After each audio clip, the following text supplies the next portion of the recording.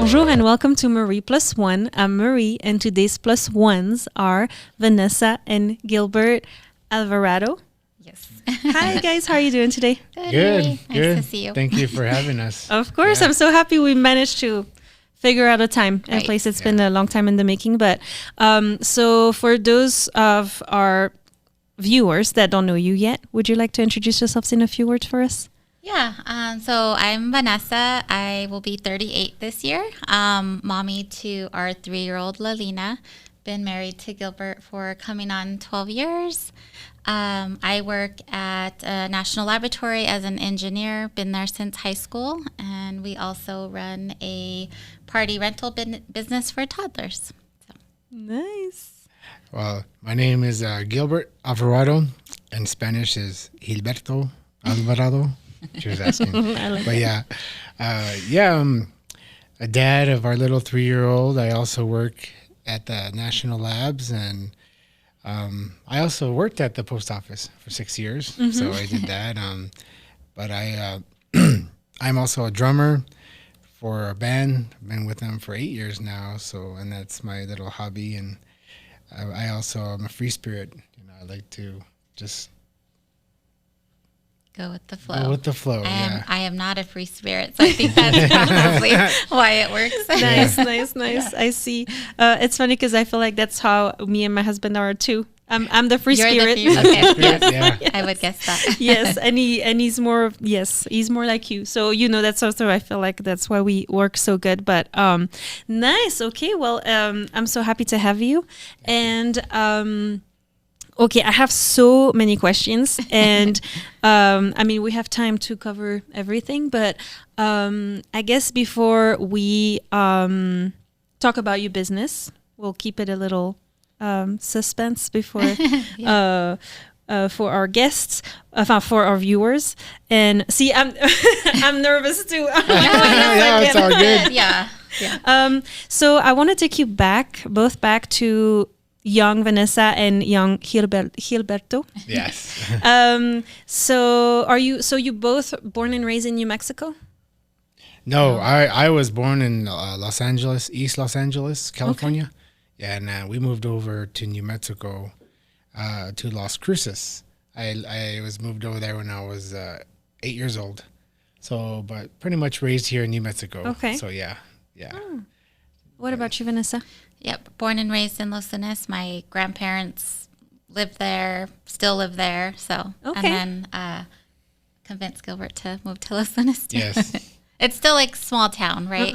Even though it's growing, but it's like feels a little bit less busy than Albuquerque. Mm-hmm. Yeah. Yeah. But as hot, Yeah. I've heard. As yeah. hard as Albuquerque. Yeah. It's hot. Yeah. And so, do you have brothers and sisters? Yes, I have. So I'm the oldest of 3, and I have my sister Delilah Alvarado, and my little brother. We're like 6.5 years apart, but he's taller than me.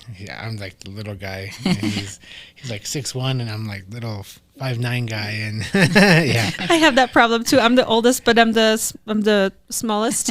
yeah, No, okay. yeah. So, but yeah, I'm 40, and I'll be turning 41 next month. Yeah, already. That's crazy. Huh? Yeah. You don't look Yeah. 40 Oh, thank you. or 40. Mm-hmm. Yeah, so I'm the oldest, and my brother lives up here in Albuquerque on the west side, and then my sister, she is still down in Las Cruces. Okay. So yeah. And then my mom, she's out in Las Cruces, and then my dad, he lives in Phoenix, Arizona. So yeah. Okay. What about you? One brother, older brother. Yeah. But we're pretty close. We're 14 months apart. So we were a grade apart. So we grew up super close, and we're still close to this day. Yeah. So your parents had the famous 2 under 2? Yes. And they had us pretty young. My mom was 20 when she had my brother, and then 21-ish when she had me. So young parents. Wow. Yeah. Okay. Do you know, like, how was it for you growing up?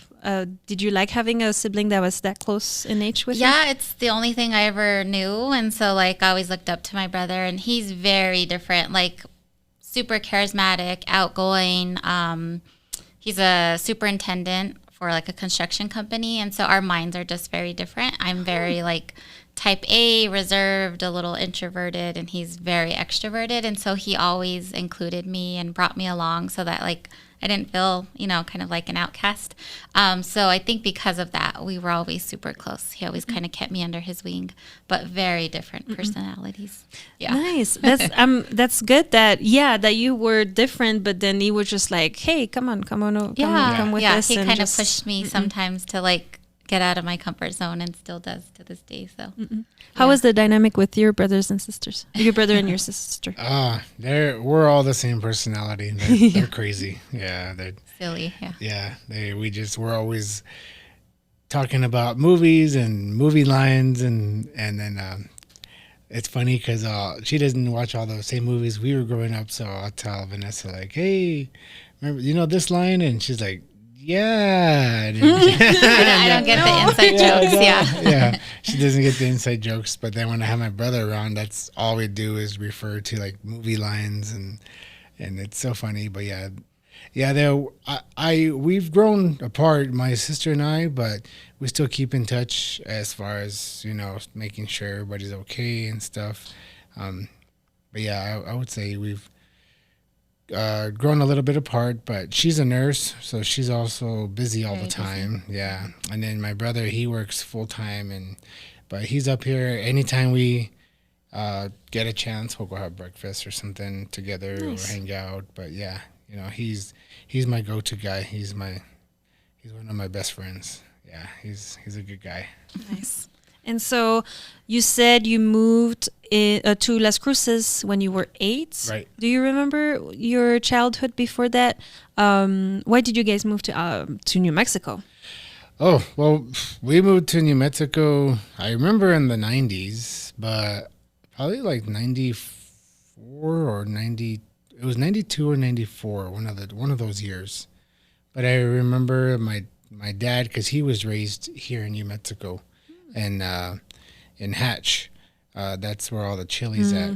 So then, he wanted to come back, but how he met my mom, like just quick, he went into the Marines, and the Marine base training camp is out in San Diego. And then after basic training, he started to kind of just go out and party, and that's when he met my mom in Los Angeles at a party, and then they got together, and then went from there. The rest is history. Then I came along, and they were like, okay, well, yeah. But one of the reasons too, even back then, they were saying that they moved to New Mexico because it was so expensive out there to live. So yeah, when we got out here, we bought a house right away. So it was pretty fast. Nice. We bought a house. Yeah. Okay. Well, thank you for that service. Yeah. And for your service too as a family, because it's actually I learned that not too long ago. That it's always nice to thank even the family, because it's a family affair. Being in the military. Yeah, that's very true. So thank you. How was that for you growing up with a dad that was in the Marines? He was always pretty rough on me. The Marines are pretty tough.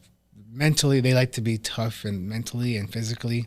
So he was always pretty hard on me when it came to that. But I probably wouldn't want it any other way, because it's given me thick skin, and it's made me who I am as a person, and be having my guard up, and just be ready mentally for anything. He has taught me a lot when growing up.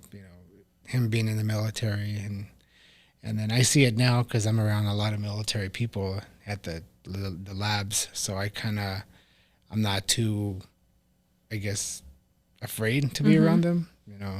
I'm not intimidated. So I'm just like, they're regular people like we are. So that's how I see it. I think that being said, though, and I don't know if I'm thinking, I'll give the credit to his mom. Gilbert is so, he can be tough, and he can be like that figure of the household, but he's so emotionally and like vulnerable. He's not afraid to like express his emotions, cry, just be there with me, sit in that moment. And so I love that, because he can like be that strong person in our house, but also shares how he's feeling, which, some men don't feel comfortable to do that. So I love that he does that. And it's amazing. So Thank you. Yeah, she's gonna make me cry on this podcast. I already know it. You know what? We have tissues not too far, so yeah, we're good. We're good. But no, thank you, because like it's terrible. I feel like when some men are like, "Be a man," or and I don't know why I take that voice when I say that. But it's like do that again. But it's the stereotypical, or what was it on another podcast? I think it was with Christian Bennett and Mammoth Rios. That was they said man up. Yes, and and then they were talking about the toxic masculinity and all that good stuff, and so no, I love that, because that's what we're talking about with my husband right now. How are we going to raise our son? Because I want him to know it's okay to cry and own his feelings and his emotions, and not keep it in, and just I'm not good at that. I'm an open book. So but I want to make sure that so he's growing too, because talking about my husband, because his dad wasn't there when he grew up, and so he didn't have this father figure. Gotcha. And so his mom took both roles in the household, which she did an amazing job. But I feel like sometimes he misses some cues on fatherhood. But I had I had a father figure and a mother figure through my stepmother, but my own mother figure was a little lacking. So it's it's we're both trying to figure it out. Yeah. And it's hard. It is. It's hard to be parents. Oh yeah. It's harder than we. I think before we had our daughter, I was like, no screen time, and she's gonna eat organic, and you have this especially my personality, read all the books, and this is the ideal way that we're gonna raise our daughter, because it was such a journey to have her. But no, what she's taught me is just to go with the flow, and that is so against my grain, but she has really taught me just, no mom, we're gonna figure it out. And I feel like I've really grown in that area, and I'm just so grateful for her, because I'm gonna grow as a mom, she's gonna grow as her, we're gonna grow together. And it's been such a beautiful journey, because it's not, every journey is different, and every parenthood and every child is different, and you can't apply the same thing to every kid, because they require different things. I also feel that we're still learning to be parents.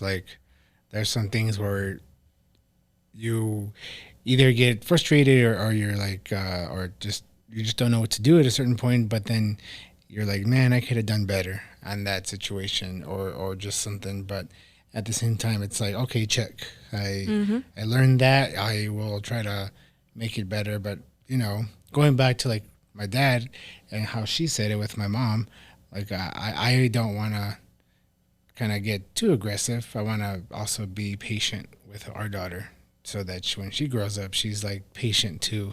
Because right now she's no, Dad, go away. I want mama. And she's very much in a mama face right now. Yeah. I'm like, come here. Yeah. I'll take it. She's taking full advantage of it. Yeah. I'll go, Dada. Yeah, exactly. Yeah. It's probably like you too, Marie, with your son and your husband. There's some things from your childhood that you don't want to continue to pass on, right?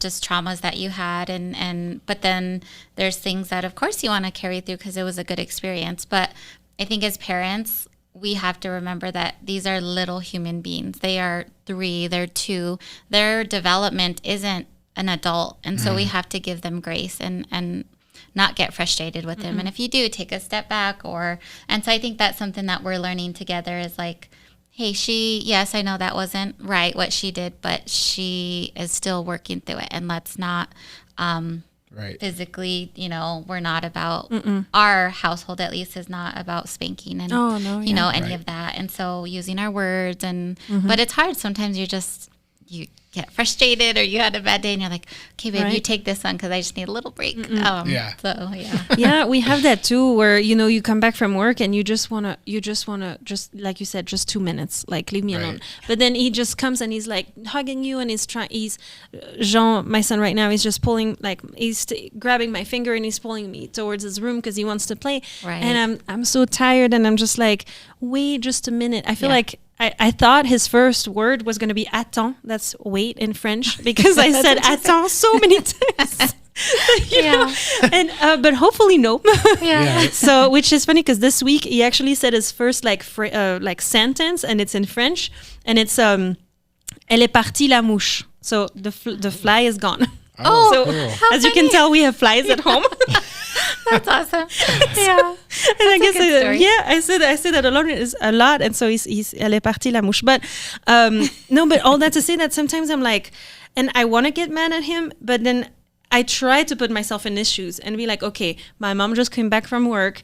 I want to play with her. Right. And of course she doesn't want to play because she's tired. She just wants a break, but I don't want her to take a break. And so, you know, sometimes I'm just like, all right, let's just go. And I go with him like for 10, 15 minutes. And then I do take my little break just to change, you know, just, you know, take off the work clothes and stuff, but yeah, I feel like in a lot of different situations we try to take the step back and be like, wait, like right now, of course he doesn't want to be in the cart at Costco to go grocery shopping, or, you know.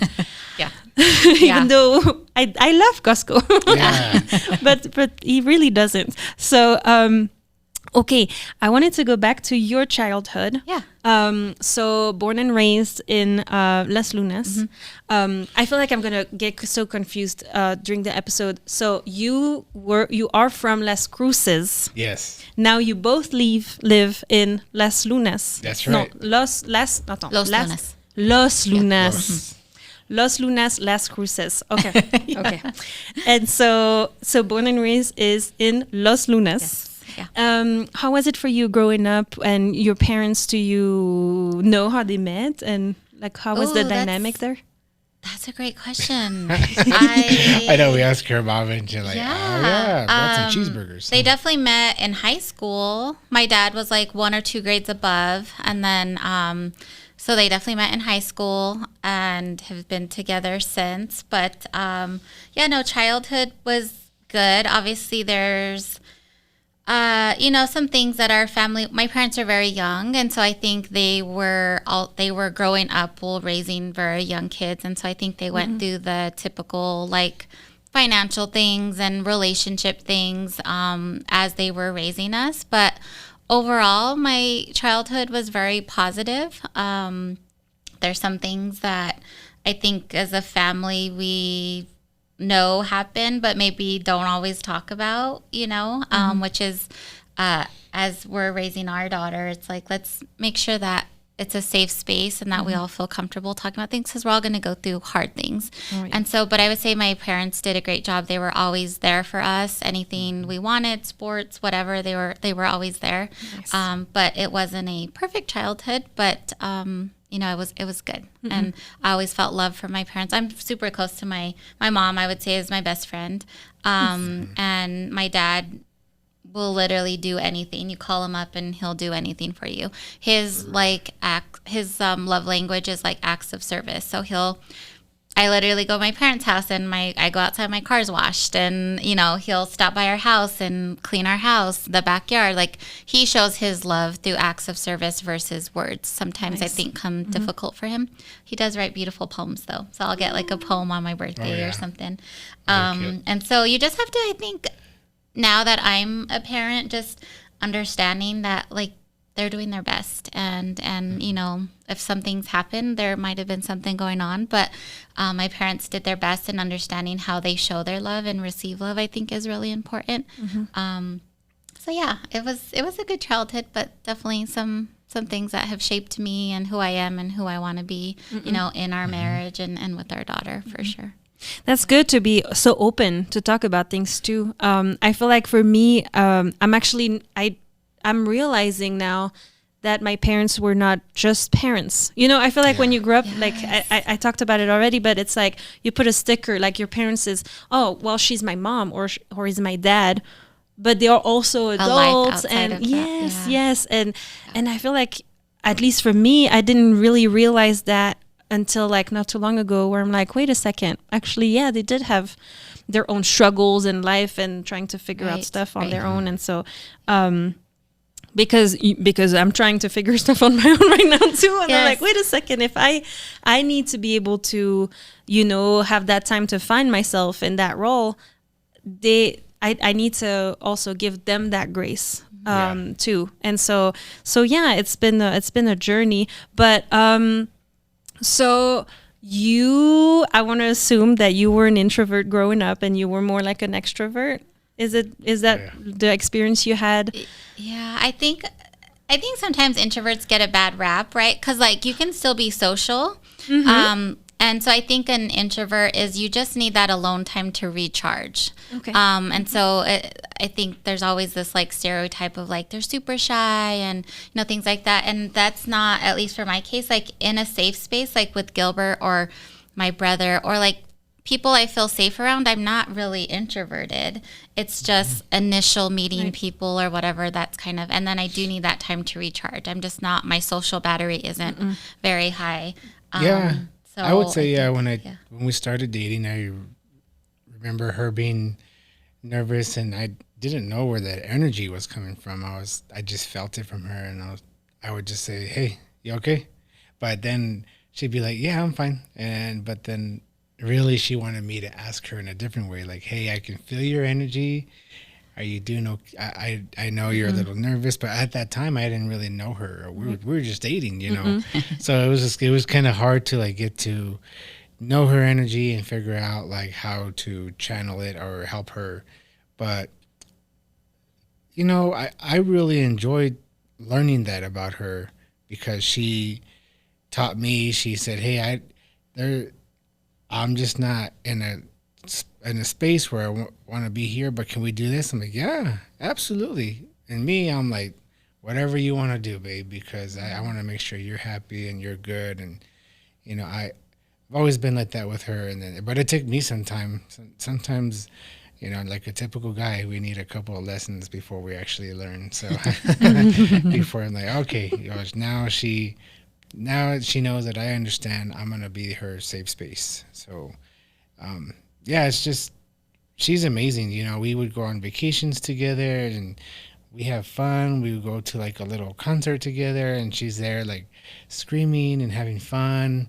But yeah, she's definitely just like my ride or die girl. And I just love her to death. I love how she's changed too. Like she's developed a really good green energy and her patience have grown. Before we started dating, she didn't have a lot of patience, So. But yeah. But she's just amazing how she's like. But with me, I've always been kick back and chill, and she can tell me like, "Hey, you want to go get tacos or something?" Like, yeah, let's go to the taco truck I just saw there, So that's just who I am. And I love how she supports me through, even playing in the band. I play in a band and she surprised me, I think like 8 months ago, and she got me this new drum set that I wanted. And it was just an amazing gift. And yeah, it just shows me how that's her love language. She likes buying gifts. And that was just like, that hit me here. And I was just like, oh, babe, that meant so much to me. And I already even she had brought it. She had got my mom to bring it up from Las Cruces. And I already had my other drum set ready, packed for the gig. And I said, okay, I'm taking out these drums. I'm taking the new ones. And I had no idea. So but that's who I am. I'm willing to try anything right away. So, I just love her energy. But, like an extrovert, she did have those. But growing up with her now, she's kind of right there in the middle. Like she's still, she knows both sides now. So and I felt like I've helped her out with that. That's being true. married with her. We'll be married 12 years this year. It's gone by quick. And it's gone by quick because I'm having fun with her. I'm enjoying life with her.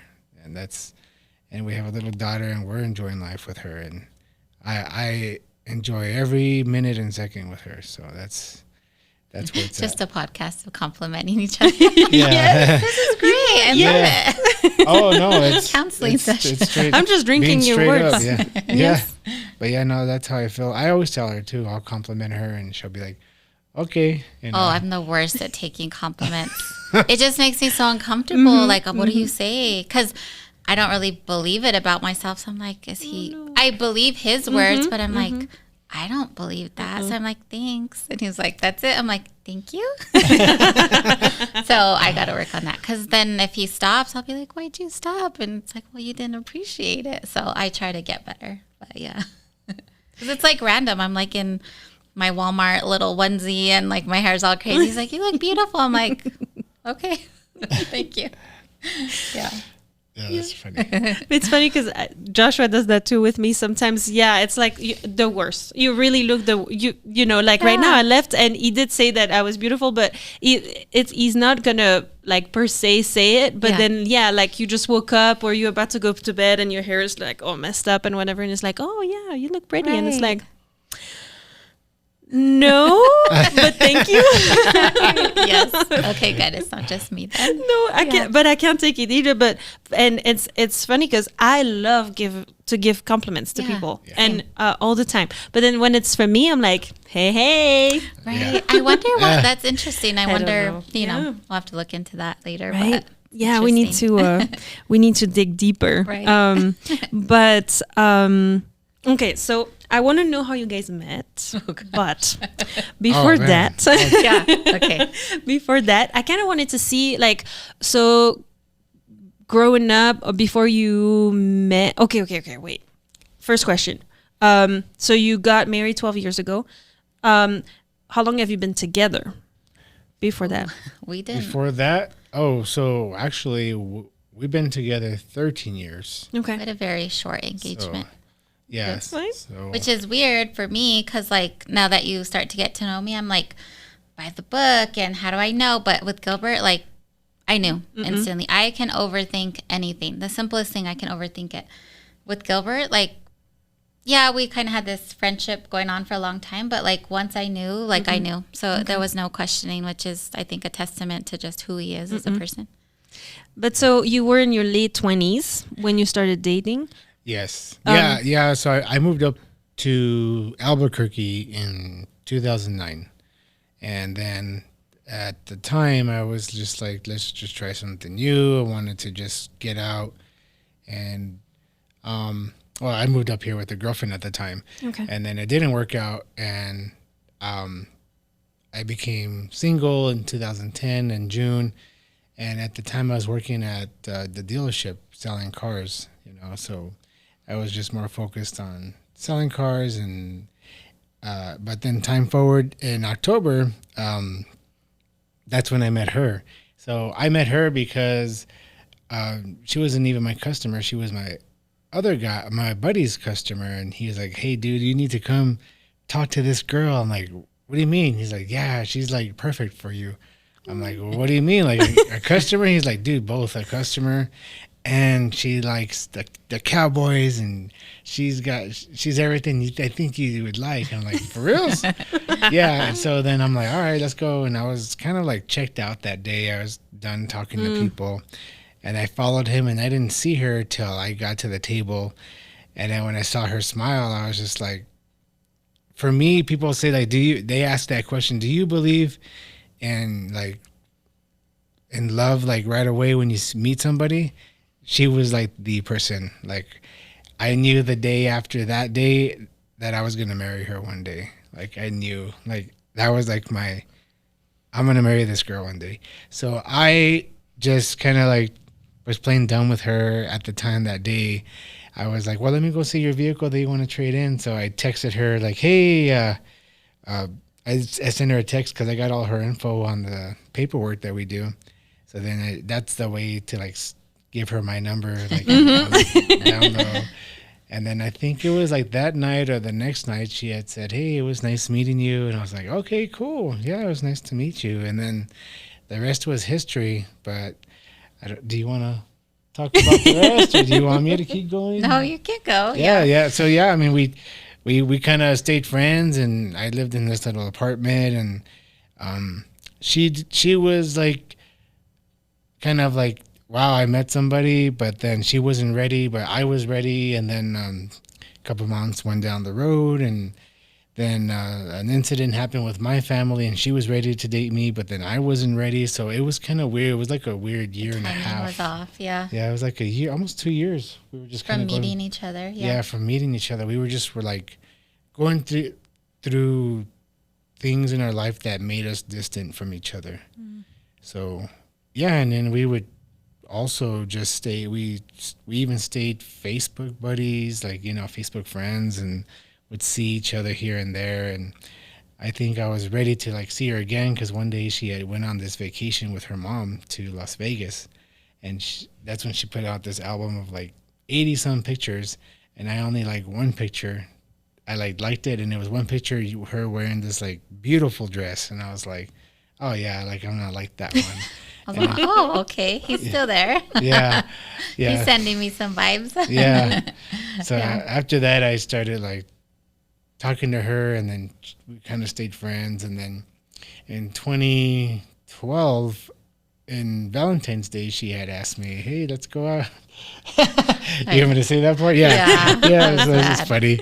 She's like, "Let's go out." I'm like, "Sure." And she had emailed me from work. I still have the emails, and she's like, "Oh, I'm just kidding." I'm like, "What?" I don't know. I think I got like nervous. I was like, okay, I'm gonna reach out to Gilbert. Okay, he's down. And then I was like, never mind, I don't want to. And he's like, okay, weird. Yeah, but it was. So yeah. I was still back and forth. But once we like finally, you know, went through our own stuff, and then we're like, okay, let's for reals try this. Then from then it was smooth sailing. Yeah. Yeah. So we made it official. Like, I think the day after. I'll never forget it. It was like the day after like St. Patrick's Day, because she had like this surgery to get her wisdom teeth pulled, and she had her cheeks all fluffy still from the surgery. I was all high on the medicine. Yeah. But yeah, ever since then, she started like coming around and let's go on a picnic together. Let's take pictures together. That's when I knew. I was like, okay, she's wanting to be in a relationship. So then, you know, time forward, we were dating. We even moved in together in July that same year. Like, things were moving really quick. Fast. Like, Mm-hmm. really, Fast, yeah. really fast. And I think it was because we probably had a base of friendship, like for like 2 years, even though it was kind of up and down. Like we knew each other and we were friends, but we knew there was always more, but just the timing was wrong for both of us. And so then I think that's why when we made it official, like it just moved quickly because we had that foundation. Right. So yeah, Oh, we yeah. moved in together, and then we were only dating for 9 months, and then he proposed on Thanksgiving. Yeah, with that all the same year. family and everything, so it was super special. Yeah. Yeah, and then we were married the next year, so very quick. Yeah, Yeah. Took a year after less than a year yeah. to get married. And yeah, ever since then. But yeah, I mean, I felt like I was still learning her, but at the same time, it was nice to still learn her as we were married. You know, she was patient, I was patient, and I knew like, okay, I need to really develop myself as like letting her know like I want to be with her and I want to learn her and I want to be her man and let her know that I'm here to stay no matter what. And it's been good. We've just like any other relationship or marriage, you know, you're gonna have your ups and downs. Yeah. You know, it's the ones that say that I'm gonna stick through this battle and I'm gonna stick through this journey of why we put the rings on in the first place and stick to it because we know that we love this person. I feel like I'm a pastor right now. No. Patience, love, and faith, you know. So, and that's true. That's what I base my relationship with her. Our marriage is patience, love, and faith, and that's where I'm at with her. So that's pretty much a quick rundown of how we met and where we met and how. He didn't going sell now? me the car. Oh yeah, I was gonna say, what didn't sell happened you with the the car. car? I That's went right. across the street, but Yeah. he I got know. my number, so it worked Yeah. out. She bought another car, and I was like, "Oh, that's a nice car." Yeah, but yeah, it was funny. That's how we met at the dealership. Yeah. Yeah. It was so random, right? Like you always wonder, out of all these people in the whole world, like one day you go and you meet your person, and it's like, because I've heard your story as well, and it's like, wow, it's just, it's. I think it's so cool. Now it's a little different with like all the apps and different Yes, things. Like you kind of lose that just random kind of, hey, I met you in the grocery store or whatever. And so, I think it's cool that we met. Yeah, or in a car. in your case for you guys, I mean, you know, if your colleague never came to get you, Right. I mean, we Yes, would right. probably not be here, or it's like, Right. or if you chose to go to another dealership, all in all, and not even try that one Yeah. specifically Right. either, it's Exactly. like, Yeah. wait, like sometimes, the little like butterfly effects, things that happen in life are blowing my mind. Sometimes I get caught into thinking of a million different things, and so And I know, Marie, I've listened to your podcast, so you don't believe in God. There's certain beliefs that you have. We believe in God. And there was this one service we went to, and, people always say coincidence. But the message during that day was God incidents. Like, I God see. puts things into motion. And so I feel like there's things like that where it's truly fate. That like we met that day, and but I do appreciate everyone having their own beliefs and whatever that they lean on during good times and happy times. For us, God is a very central part of our life, and it's probably because of the hard things we've gone through. It's like having that there to get us through. Otherwise, it'd be even more difficult. You know? yeah. So. And I also like to say that for me, like, I think we talk about the same thing, but we call it different. Yeah. And so for me, it's like the universe, Right. and for you, it's God. Yeah. And that's why, I love also having those conversations, because I don't believe in God, but I love hearing different perspectives. Yeah. And, so it's super interesting. Yeah. So thank you for mentioning that. And Yeah, thank you of for course. saying that you listen to my podcast. Yes, Sometimes I yes. forget that, the episodes are released and people I are love listening. telling Gilbert. I love that they're long because I have a commute to work, so I'll listen to them on the commute, and I can still, because sometimes they're shorter, and I'm like, oh, that's it. And so I do appreciate the long form. So yeah, I love it. That's what I love, because I listen to a lot of French podcasts, and a lot of those are like an hour or maybe an hour 30, but after an hour they're like, all right, let's cut this that's it. And I'm like, no, they were wait. like either like in the middle of something super interesting Yeah. Right. or it's like, oh, okay. Right. And then it's think like, oh, there's I need to find a something time and else. place, but I do appreciate the long, because washing dishes or whatever, you just put it on and you can listen. Yes. So yeah, it is. Thank You're doing a great job. So I wanted to ask you guys too. So before you met, how did you do with relationships? Were you more like the long time relationship type of Yeah. person, or more like me, or you didn't really have someone in your life before meeting your one and only? Yeah, well, mine was kind of interesting. I didn't really date in high school, I think, because I was a little kind of shy and just didn't have great confidence. And so, but in my senior year, I met, his name's Ruben, and we dated our whole senior year. But towards the end of our senior year, we found out that he had cancer. And so that was just like a whole whirlwind for him, for our family. So I was with him he battled it for about 2 years. Wow. And unfortunately, he did pass away. And it was this huge life event that I think helped me mature as a young woman, of just caretaking for someone, and just I'd never seen someone battle through something and actually pass. You always assume they're gonna get better, and I just didn't understand, because he was so young and healthy and vibrant, and what do you mean? There's nothing else. I don't understand. And our families grew super close together. And I was very grateful that I was able to be that person for him. And so that was my one love. That's all I knew. And obviously I grieved so much after that. I'm still really close to his family. Not as close as we used to be, but I think that's why I didn't really date much after, because people didn't understand, why do you still talk to his family? That's weird. Or why do you talk about this person? It's because it made me who I am. yes. It shaped, I saw things, I went through things that were highs and lows and lows. And if you don't accept that, I can't be with you. And so there were a couple of people that I spoke to, and they just didn't understand. I'm okay, that's a no-go for me. Gilbert, and I always kind of from the beginning, and it wasn't to it's not that I was comparing Ruben or anything, but that was such a big part of my life. And Gilbert, it was awesome, tell me about him. I'm what?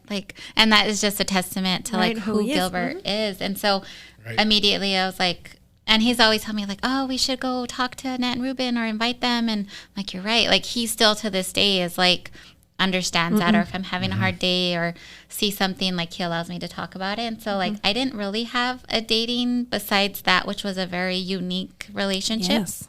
And so when Gilbert came along, then I just knew it was him. So I think similar to, just very, very like not much dating, which is totally fine because I don't think that's my personality anyways. So yeah, I learned a lot, but I knew that Gilbert was the one. So kind of made it easy. I didn't have to go through all those like crazy stories so I feel like her story was just interesting, and then even Ruben's folks, they're just down to earth people. Like you meet these people and they're cool, and I'm like, wow, this is cool. And I even got to meet their other sons, Zach, and he served in the military too, and now he has a baby, and you know, it's just, to me, to see all that they're good people. It's just crazy how Vanessa had to go through that, and then they went through that with their son, and it's just, it blows my mind, and how, you know, God or the universe works. You know, it's just like life. You know, life is crazy. But for me, I never looked at it as like more of being jealous. I looked at it like, wow, somebody lost their son.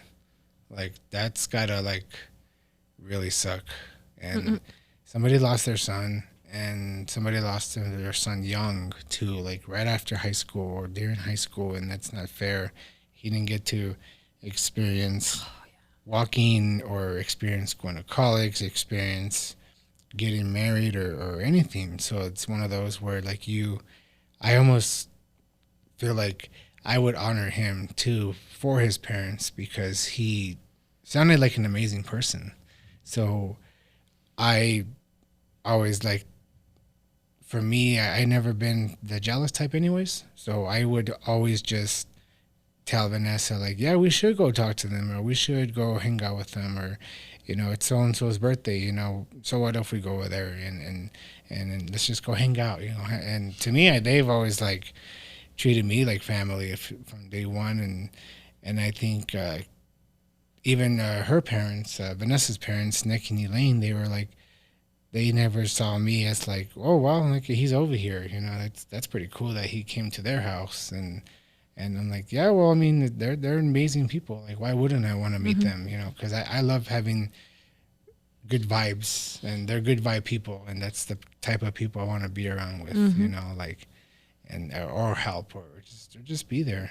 But yeah, I mean, but no, I really have Vanessa's back when it came to that, and I always will. So, yeah. But my dating was weird. I know, yeah, my dating was really weird. I don't know. I had one serious girlfriend. That's the one I moved up here with, but I just felt like we were kind of growing apart in Las Cruces at the time, and we thought moving up here would help us, being away from our family, being away from like other situations, but then that didn't help. So I did date her for almost 4 years, and we did live together, but it was one of those where it wasn't like a complete connection for me. And that's why I was just kind of like, you know, of course, you know, going through the breakup sucks. You know, I was up here alone, and I had no one. I was by myself, and I was like, well, I either have a choice. I can move back to Las Cruces, or I can keep grinding, selling cars. I have my little apartment, and she saw my little apartment. It's all, you know, a little sketchy, but I lived in a little ghetto neyborhood, but it's all good, you know. But I don't. The one that's called International District now. That's right. Yeah. Yeah. Yep, Instead of the war zone. Yeah. Yes. They're trying to rebrand it. Yeah. Yes. Label it. But yeah, and then I even had like a truck that I would have to like work on like once a week for it to run, and so I was like, all right, I better either I stay up here, duke it out. And then that's when I met Vanessa. So then I really have to thank Vanessa a lot too, because even that time when we were dating, she got me to the next level. Like, even like, all right, I'm going to pull all this money together, and I bought my first new car so I can have something of my own. and I bought my first new car, and I was like, cool, I have a new car. So if I want to take her out or show her that I have responsibility, then it's like, this is my car, kind of deal. So, but yeah, before that, I didn't really have a dating. I never thought I was like capable of dating, just because I was very overweight at the time. I didn't have like self confidence in myself. I've been overweight my whole life since I was little chunky kid. So never was the guy in elementary or middle school or high school that would have girlfriends. They were all my friends, but never my girlfriend, kind of good deal. So yeah, It's a hard place to be. yeah. So I didn't go to prom. I didn't do any of that. I didn't go to dances because I just didn't have that confidence. So I would say my first, that's why I feel like loved. All right. I'm going to stop talking. I'm going to start crying. But yeah, my first love is her. So my actual love is Vanessa. So yeah. The one that matters. Yes. Yeah. It's so hard because growing up, and I'm right there with you. I mean, it's because I feel like I had such a big personality growing up, but I didn't have friends because I was running, like you heard, I was running home and all the time. I had so many things to do. At the time, I'm sure you had the same, but we only had like the 300 texts a month on our phones. Oh my gosh, I remember those days. Remember those things? And so you couldn't afford to send a K. I know. Make it important. Yeah. Yes. But those were also reserved for my parents, so to let them know that my brothers and sisters were dropped, or that we were on our way back home and all that. So I really didn't have a lot to send to friends that I didn't have either way. And so growing up, I always felt like, and I'm still battling that a little, but I always wanted to be loved or to be friends with people or to be seen or just to be. And so it was so hard too, and then and then I have thyroid issues. I think I don't know who. There we go. I think we have the same Hashimoto. We do. Yep. I can think of the name. Autoimmune. Yes, autoimmune disease. Thank you. And so I've been battling weight myself too, and then and it all started when I moved to, no, I didn't move, I wish. When I went to visit my godfather in Texas for a month, and I came back and I gained 20 pounds. And all of a sudden my dad's colleagues were like, oh my God, telling my dad, your daughter gained so much weight, which I'm still like blown away by. I was like, That's okay, I was 18 at the time, so it's a little creepy, but, and in my family, but then you can also let us know about your experience, Gilberto. But, I just love saying that so much better than Gilbert. You can say all you want. Yes. In my family, I don't know what the problem is, but everything comes back to the weight and your physical appearance. Yeah. And so to the point that when I moved here, I just completely stopped sharing anything on social media, because any picture or anything was always, oh, you look a little fat on this one. Oh, did you gain weight? Oh, you lost weight? Oh, always back to the weight. That at some point I was like, hey, I am not going to share anything anymore. I can't. Because it came to the point that every picture, every post, I would like look at it, rethink it, retake the picture. And then I was like, no, I can't do that. Yeah. And now I feel like thanks to Joshua, I'm finally like feeling good in my skin. It's the first time in my life I'm the heaviest I've been, but except when I was pregnant. but I feel so good in my skin for the first time, because I have someone that actually looks at me with love, and you know what I mean. It's like, that's awesome. Yes. Yeah. So how was it for you growing up? Me? Yeah. Yeah. I mean, I've always had it's funny because like everybody would tell me, even friends and even family, like they would tell me in Spanish, gordo, like they would call me that. That was my nickname. It was like, which is like little fat boy in Spanish. That's terrible. But then I just kind of like took it, like more of like, all right, I'll own that name. But they would tell me like, yeah, you're always smiling, and I'm like, well, yeah, I'm a happy person. I feel like I'm a happy person. Like I always feel happy, but I mean, I grew up in a Mexican family, which is on my dad's side, and then my mom's side too. They all are from Mexico. But as far as like from my parents, I'm first generation from my parents, born here in California. So, but yeah, growing up, it was. I would say we've had our ups and downs too. My parents were loving parents. You know, they loved us a lot, and they've had their problems, and they're no longer together. But they did have their problems, but they still showed us like what love was when they did love each other. So, but I would say growing up, there was, I would say, a lot of good, but then there was also a lot of bad.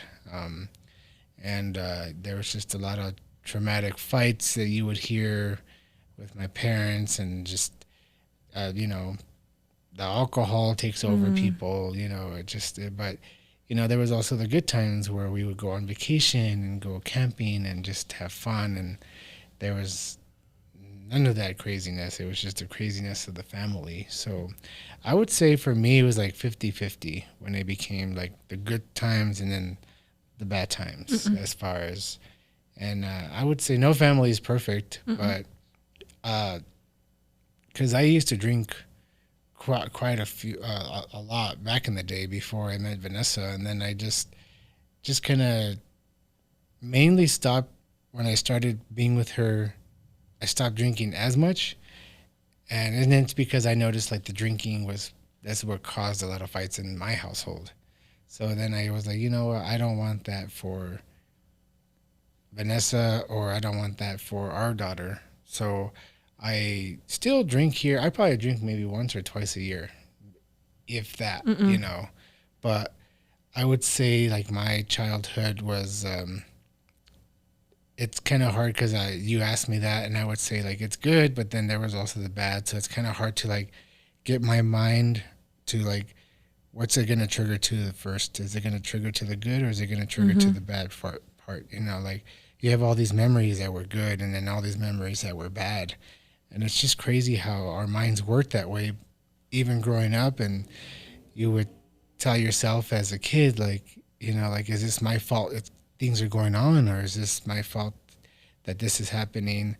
And then you just don't know. You know, you're just a kid. You don't even know yourself. You're just trying to do your best, and thinking that this is normal. Is this how normal things are? Or, you know, but for me, I feel like I took that as more of a lesson to put into my family now, to where Lalina grows up and she sees like, okay, like my dad didn't do this and my dad did do this, and so I want to look for a man that will treat me with respect and that would treat me like a lady. You know, the very old school. For me, I'm very old school minded too, where like even when dating them, like open the door for her, or, you know, things like that, pull her chair out, you know, brush her hair back, tell her she's beautiful, whether she's wearing makeup or not, doesn't matter, you know.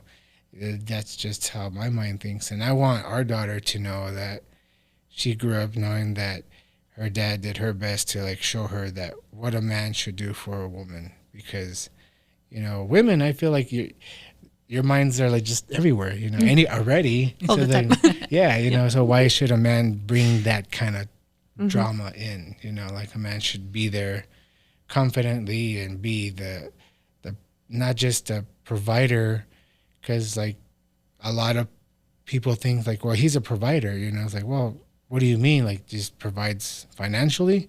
It's like, what about spiritually? Does he provide you peace, you know, to your heart? Does he provide you a safe space, you know? And that's what I try to do with Vanessa, is I try to provide her that so that she knows that she's safe.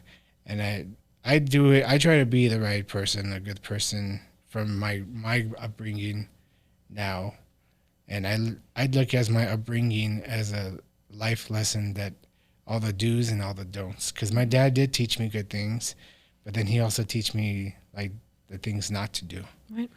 And same thing with my mom. She taught me a lot. You know, she was there by herself for a lot of the times, because my dad was a truck driver after that. He had to find a job.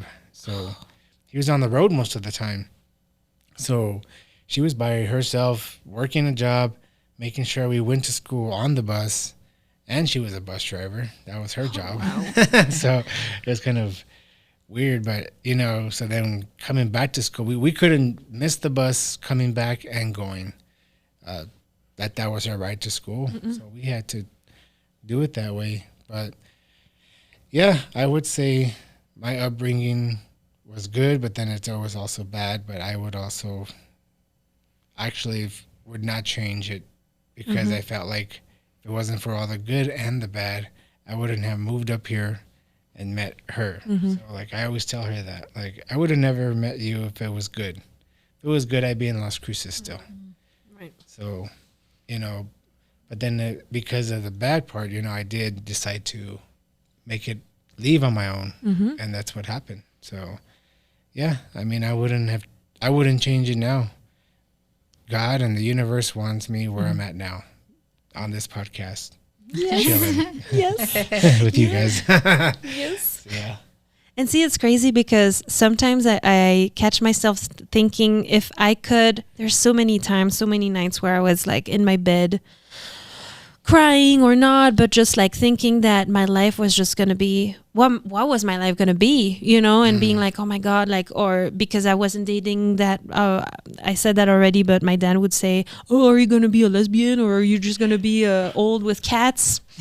And I would, those nights I would just like be so sad and thinking, what's going to happen? And sometimes I remember those and I'm like, damn, I wish I could like go back and tell myself it's going to be okay. Right. Yeah. But at the same time, I don't, because man, I fought so hard, and I just like, if I knew it was going to be okay, maybe I wouldn't have tried something or Right. And so that's why I'm like, yeah.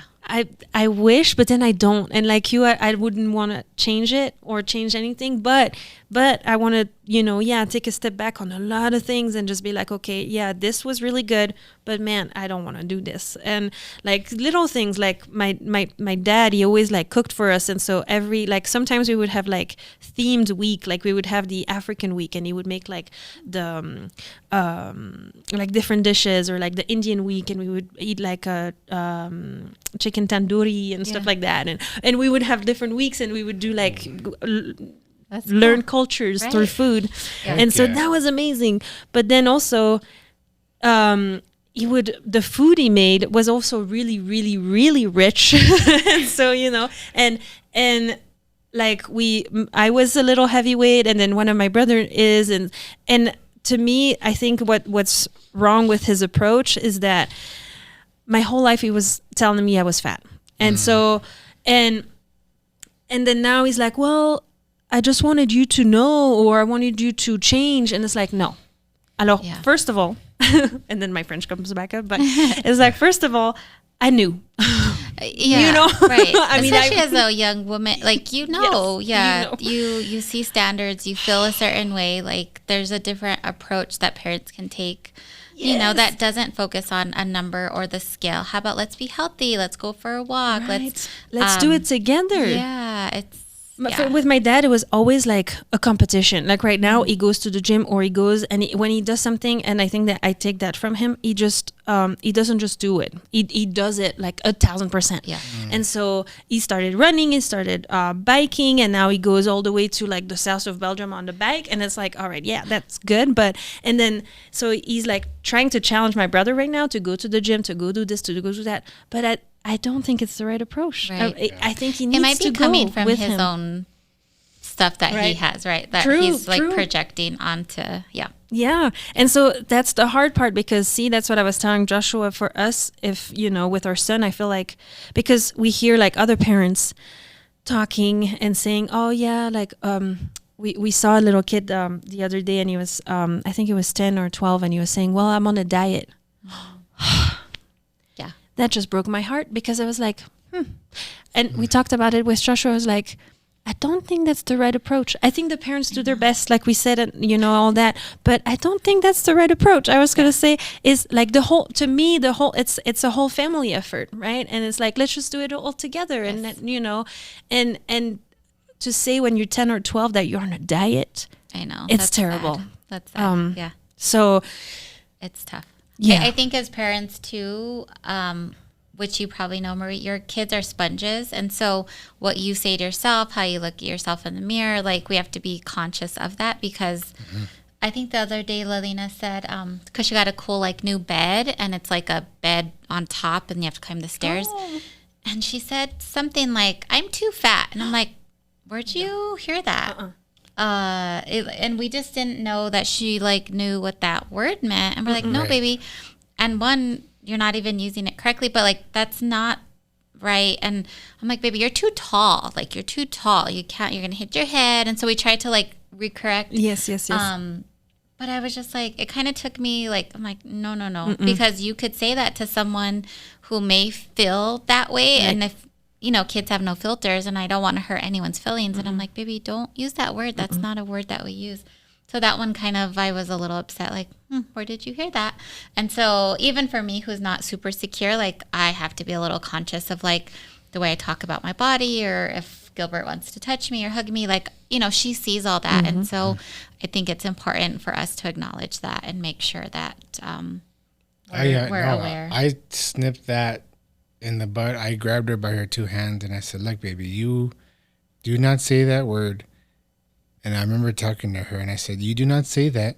And you're not. You're a beautiful little girl and you are not fat, okay? Don't say that word again. Because you say that, I'm not going to be mad. I'm going to be sad. Do you want dad sad? And she was like, no.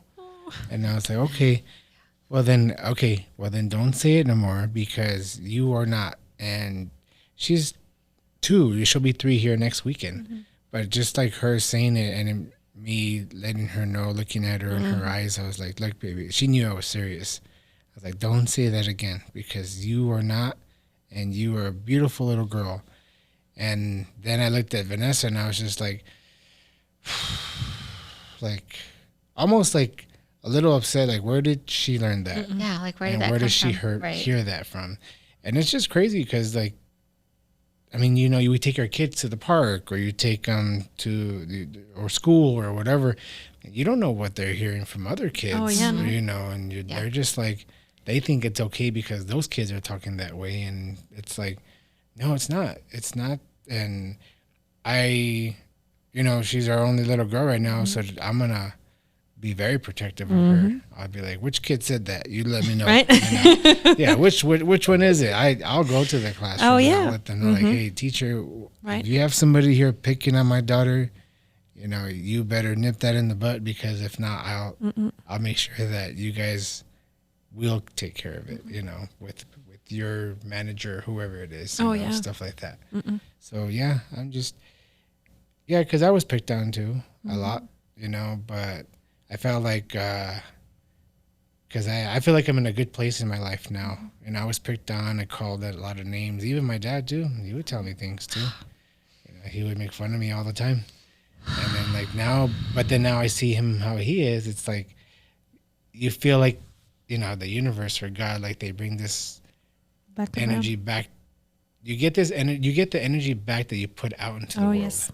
So it's like, well, these people were putting out name calling or whatever, but then they got it back somehow. It's like, well, now it's like so to me, that's why I try to be a good person because I'm like, you know what, I was picked on, but now I feel I'm in a good place. I'm also in a good place because of her too. She's let me know how much we have each other's back no matter what. So, yeah. Yeah, and see, it's interesting because with Joshua, what we want with our son is wait not to be a subject, right? Yeah. It's like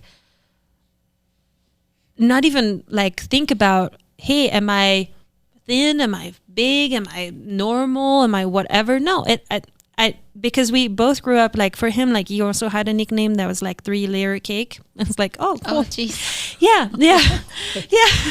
And so, you know, it's like, so, and for me, it was fatty. It was, I had a pitchfork instead of a fork, like, you know. Oh my gosh. Yeah, you name it. But it's, and it's just so hard because, you know, you just define yourself through that. And it's almost like growing up as a teenager, because also I didn't have boyfriends, I always thought that I needed to dress up like more sexy, or I don't know what even that was at the time, but it's like, you have to do different stuff, but like physically, Right. put makeup on to look pretty, or it didn't even cross my mind that it would like my personality could have an effect on Yeah. things, but I was a psychopath because I wanted to have like 5 children and be married right away, and I Yeah. was 15. Yeah. So and boys were like, yeah. Right. Yeah. And so that's the way it is, but I think our partners are who are, See you for who Yes. you truly are. Yes. Even if you don't believe it, Right. they really do see you. and I think that's a cue to know that they're the ones, right?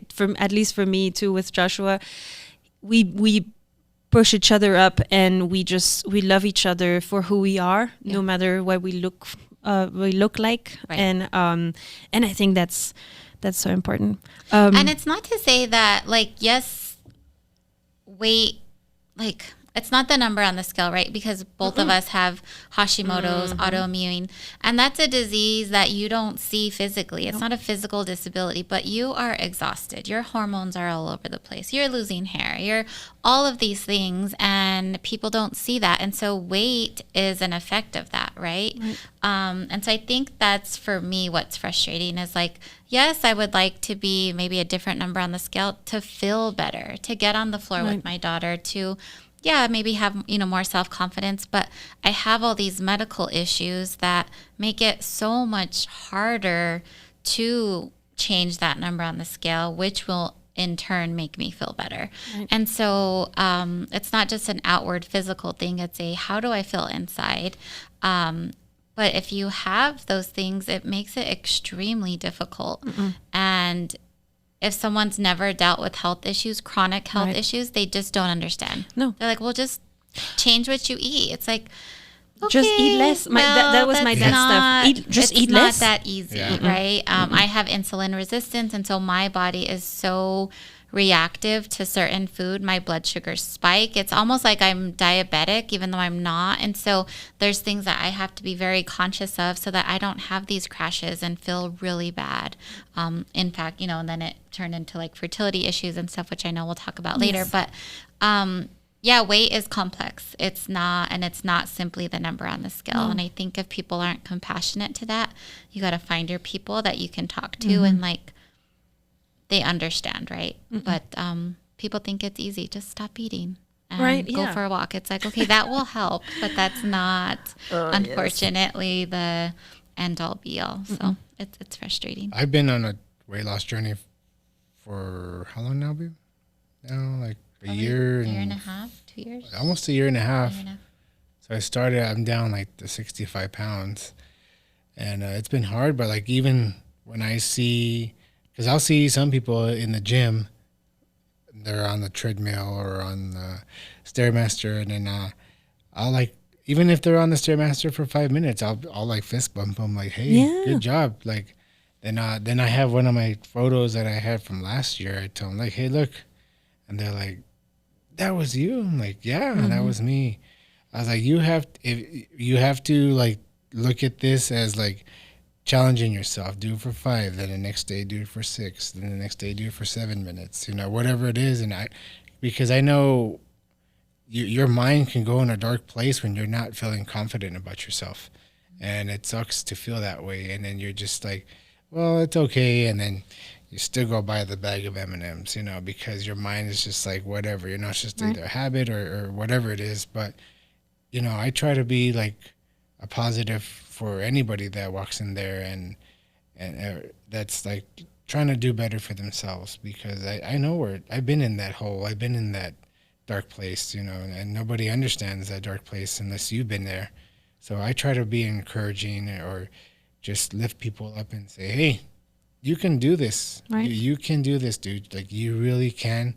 You just come. And if you can't do the Stairmaster, just walk for like 10 minutes. And then all of a sudden your 10 minutes are up and you're like, oh, I can still walk, Oh, 15 minutes. And then you're like, cool, I did 20 minutes, something. But, I try to be encouraging to everybody because I know what it was like to be picked on and I love food. You were talking about Oh, yes. what your dad was cooking. I'm like, oh yeah, where's some of that food at? But, Right. I'm ready to eat, but food is just a comfort thing for me. Oh, And yes.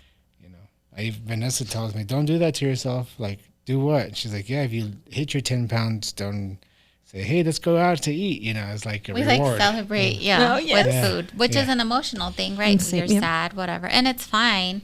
But there has to be other ways to like Yeah.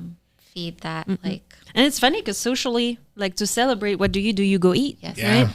That's true. Yeah. that's And I don't know insane. your culture, Marie, but like in Spanish, Mexican households, like it's all around food, and it's great, and it's an abundance of food, and it's almost disrespectful if you don't finish the food and Yeah. get seconds, and you're just kind of, that's just how it is. So you don't realize you're not eating one serving, you're eating 3 or 4, Right. and so I think just getting raised like that, like that's just the normal. Right. And some people it doesn't affect their body, and some people it obviously does. So it's just culturally just.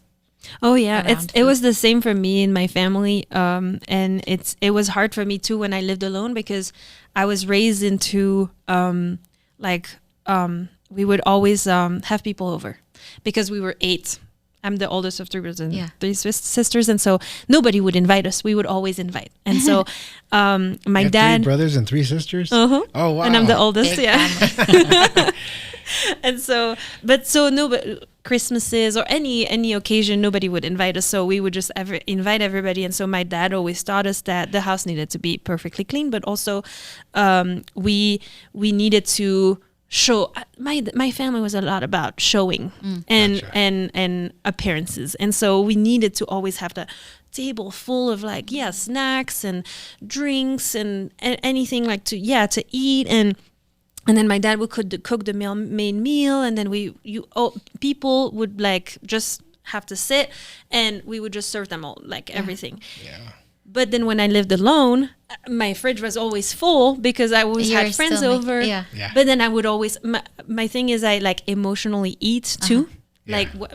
That I feel good or bad or whatever, Right. I eat. Yeah. And so- then you feel yucky after. Yes. Like, that didn't And help. Josh it made me laugh because the other day was like, oh yeah, when I was sad about my breakup, I would not eat. I would starve myself. And I'm like, oh, for me, when I'm sad, I eat. When I'm happy, I eat. Yeah. I don't know that. Right. Yeah. Yeah. That sad, starving myself feeling. Right.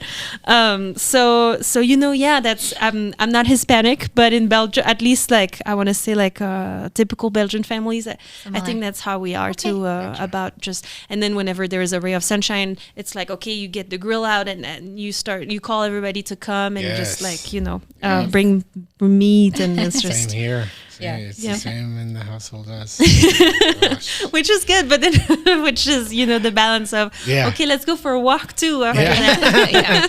Yeah. So all right, so we mentioned briefly about Hashimoto's and stuff. I wanted to go back to when were you diagnosed? What made you check? So I don't even know. It's years. So I've always had thyroid issues.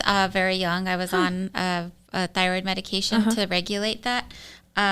Just because you have thyroid issues doesn't necessarily mean you have Hashimoto's. No, that's but true. I went to a really good endocrinologist who really cared for her patients, and she did additional blood work. And at that point, she had diagnosed me. So it was probably, I don't know, I'd say 8 to 10 years ago. Can't really recall, but around that time. But there's nothing you can do for it, right? No. You can kind of have a better diet. There's certain supplements you can take, but I think awareness is really good just to know that you do have it. And autoimmune, your body is really kind of attacking itself. And Right. so it does affect things like fertility and things like that. So that was kind of something I had to overcome. But my thyroid issues, I actually had thyroid cancer.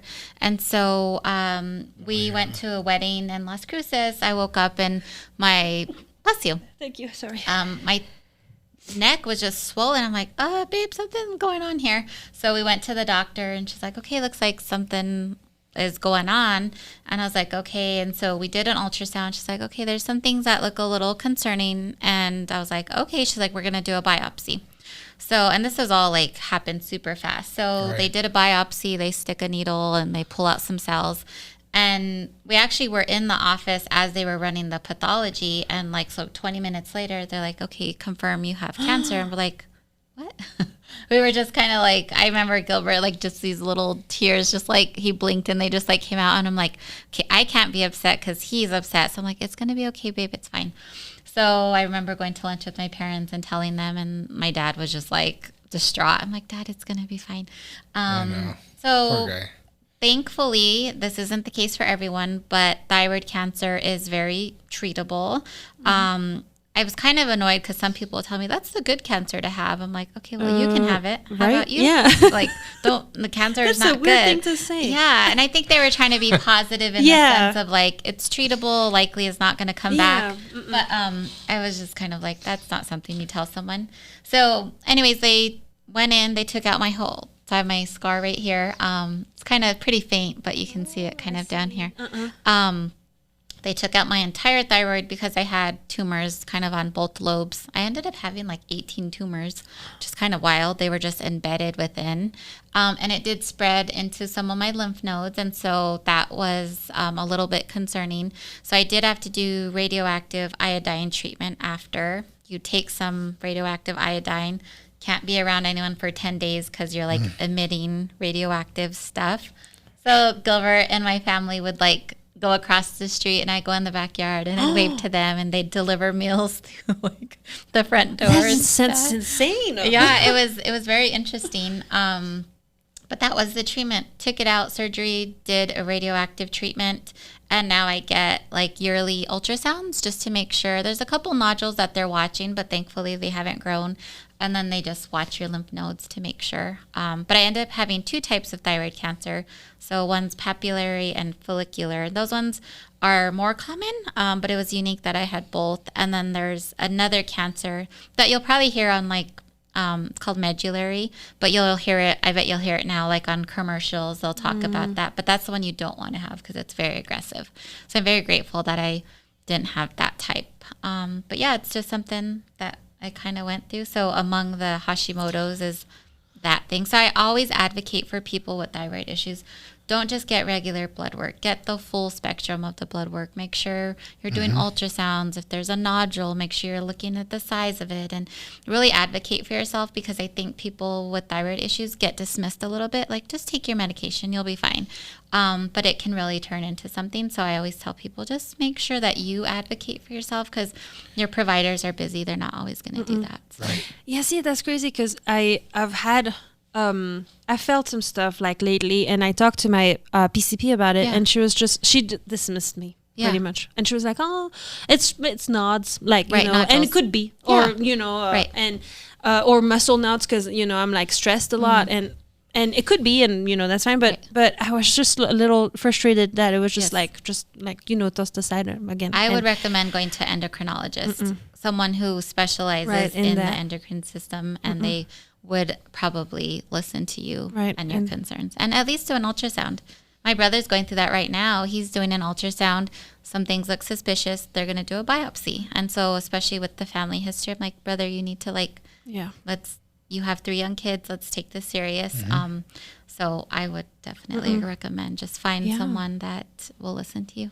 And see, I mean, you remember reading, because we, you know, before the episode, I asked my guests to fill in a little questionnaire, and you were mentioning other health issues. Would you like to talk about it? Yeah, I think it's related to, so there's something called polycystic ovary syndrome. I was diagnosed when I was like 12, which is like odd, right? So, and this always makes it a little uncomfortable because I'm not super open about like female issues, but I'll speak on it. But like once I got my first period, then like they never came, and so it was like, that was weird. Like I knew for sure that, you know, I was maturing. And so my mom took me to the doctor. They did an ultrasound, and the doctor was like, oh, she has something called PCOS. We're like, what is that?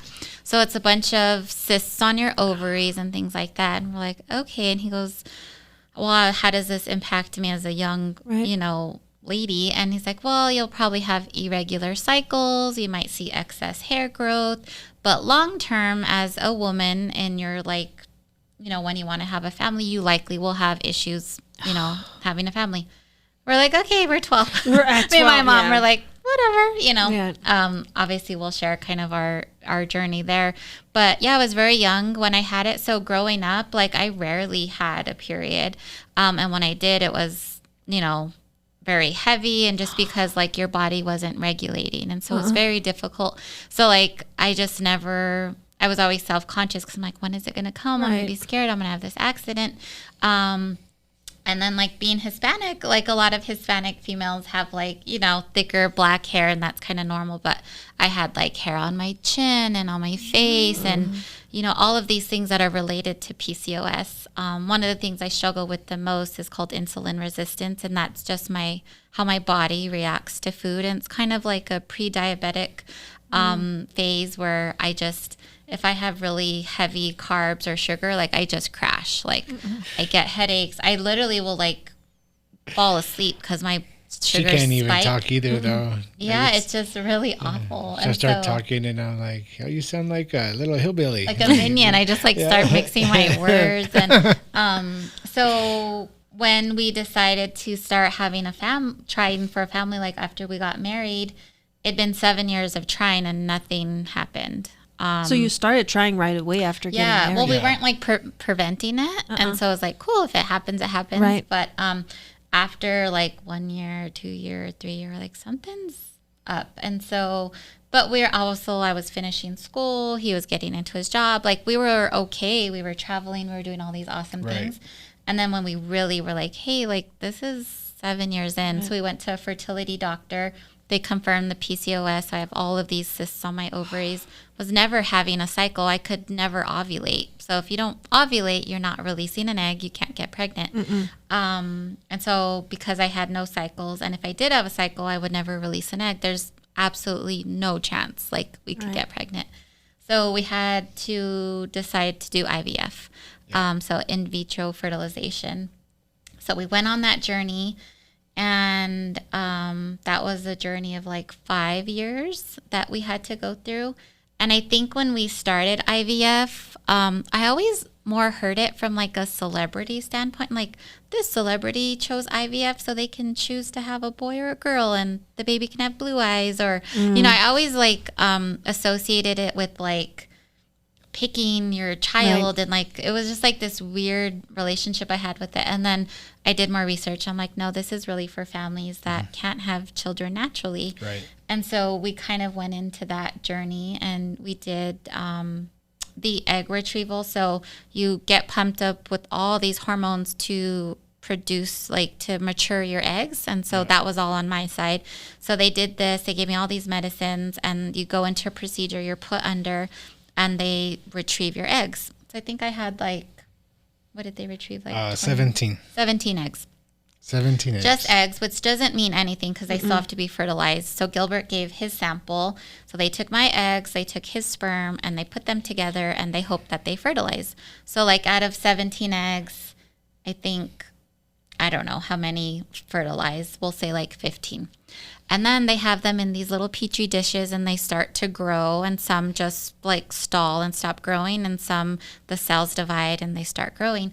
So this was a very like traumatic experience because it happened over like a course of a week, and they call you every day. They're like, okay, 20 are fertilized. Oh, 17 made it. Oh, 4 more stopped growing. And you're just like, it was devastating. Like you don't really like know. And so you go through this like experience of like every call was like potentially like a bad call, and you're just like see your potential of your family going away and away. So like every day. So at the end of those calls, we ended up with 5 healthy embryos. Right. Okay. So we had 8 that grew, but then they take a little biopsy and they send them for genetic testing. So they test them for abnormalities where like the embryo would not survive. There would be some sort of chromosomal defect if they didn't have enough chromosomes or whatever. So we had 8 tested, and then we had 5. So we're like, we're going to have a family of 5, babe. Like this is and so we were so excited because we had 5 healthy little babies. And then then from there, once you have your embryos and they're frozen, then you do what they call a transfer. So the woman goes through about 6 weeks of medication, mimicking your body being pregnant. So estrogen, progesterone, just you're like, it's just kind of a lot. So you get ready for the transfer for 6 weeks, and then you go into the office.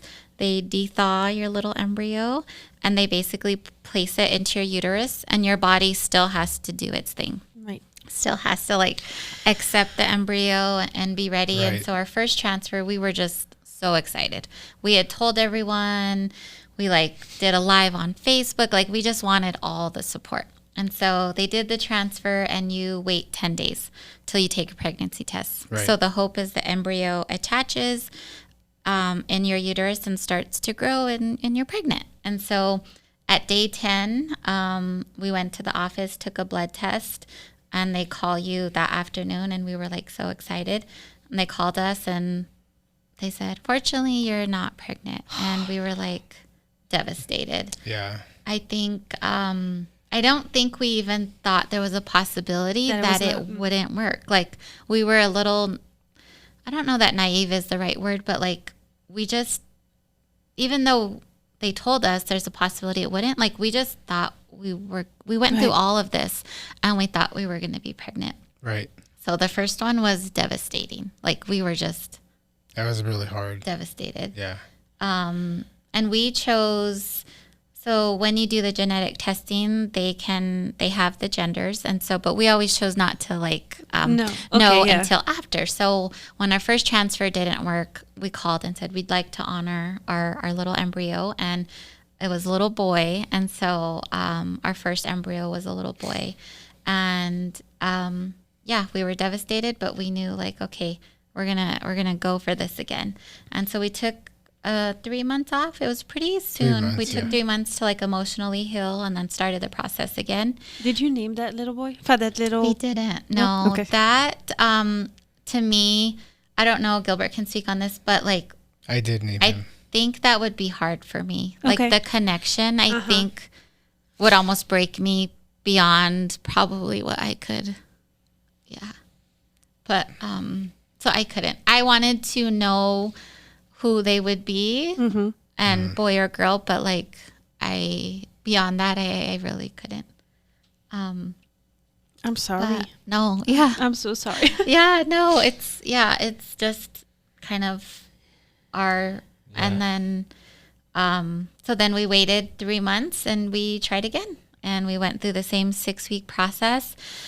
And this time, Gilbert and I decided, let's take a pregnancy test at home so that we're not like shocked. So the morning of, we took a pregnancy test and it was positive. And we were like, oh my God, it like worked.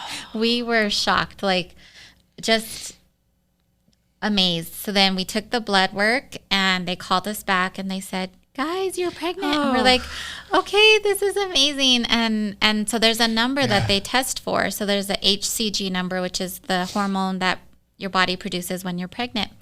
And so anything above 5 is considered pregnant. So they said, you're pregnant, your number is 8. We're like, heck yeah, we're an 8, whatever that means. We're like, My new favorite number. Yeah. We're an 8. That's amazing. Come to find out, they should have told us that at the 10-day mark, your number should be much higher. Oh, no. So we're like, okay, we're an 8. Heck yeah. So we went to celebrate. We were so excited. We told our family we were pregnant. I go back in on Monday because they take blood work and your numbers should double and it's just start to see. So we did the blood work. We're so excited. They call me and they're like, fortunately, Vanessa, your number is below 0. And I'm like, what? And they call it a chemical pregnancy. So what happens is the embryo attached and started to grow and just for whatever reason stopped growing. So we had a miscarriage on our second transfer. And that I think was more devastating, honestly. I think because we were like in bliss for 3 days of like, we're pregnant. It worked. And no, some people call it a miscarriage. I mean, I do, the embryo started, but I I don't really like the term, but they call it a chemical pregnancy. A lot of women have it naturally, but don't know. But because we have all the science and the numbers, like we knew, so our little embryo didn't attach but stopped growing, and that was another little boy. So our first two were little boys, and I don't know if you want to speak to like how you felt with any of those transfers, or Yeah, I emotionally, it was really hard to. It was just hard to like grasp, to know that we were really trying and really hoping that this would work, and I was just in a lot of emotional pain because in my mind I was like why isn't this happening? Like, what did we do wrong? Like, we're good people and we do everything right, and we were just so devastated we didn't try again until like December. And then when we were trying, I told Vanessa, like, if we try again, and like, babe, if I really felt like I was like really pouring out my heart to God, and I told him, like, if this third one doesn't work, babe, like, I don't know if I can be a follower to Christ anymore. Like, I really can't. I can't do it, because it's just telling me that, you know, like, whatever you do in this world is not going to, it's not what you do or what you want. It's just how things just plan out. And really, if that's the case, then I don't have any business going to church or doing any of this no more. So we were just she was very hesitant. I was very hesitant, and we were very emotional, and we're like, you want to try again, babe? And she was like, yeah, I want to try again. And for some reason, the third one was just like, you can see when we went in there for the transfer, even like the staff, they were just like excited, and or something happened. Like, it was just something different about this one. And when we did the transfer for the third one, Vanessa, I always say everybody's an artist, but Vanessa shows her art through like making videos. She made this beautiful video about our journey, and then we recorded this moment, and it was early in the morning. She couldn't sleep all night, and I couldn't, and we were just kind of like, okay, it's the day of where they take her blood. And this was on the third transfer, and she was like, I want to take a pregnancy test. And then we were like, are you sure? And she's like, yeah, okay. So then, but she got the one that say pregnant, and then the other one that has like the two little lines. Mm-hmm. And for the first time, that one did say pregnant. And we just like, yeah, it was just an amazing feeling to see that. We've never thought we would see that ever. She was just like so happy. She cried for like a minute, like very hard, probably longer than that. And we were just so ecstatic.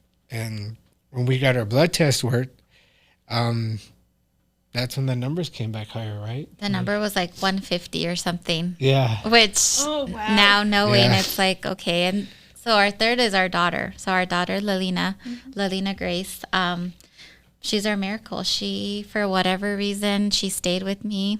Yeah. She made it. And she'll be 3 now next week on Saturday. And she's it. She's our miracle. And after, so Lalina's our only, and then we had the 2. And unfortunately, we tried again twice, and 2 little girls, and they didn't make it. Our last transfer was just about a month ago. Yeah. And that one, unfortunately, same thing. The embryo stayed with me for a little bit and stopped growing. And so we tried 5 times. And I'm so grateful, though, that we do have Lalina. But to go through that, I don't wish that upon anybody. It tested our marriage sometimes, you know, because I was grieving and maybe he was not grieving. We grieved at different times and in different ways. And I think sometimes people, you know, will make comments like, well, you have one, like, why, you know? Yeah. And I don't think their Don't say intentions that. are Yeah, please ill. don't. Yeah, Don't but say it's that. like that's not helpful. Or, you know, they'll make comments like that, and so that's really tough. But although we do have our daughter, the potential of our other children weren't realized, right? Oh, yeah, like no. the fact that I have 2 little boys and 2 little girls waiting for us, like, is amazing. And I thought, I don't know, I thought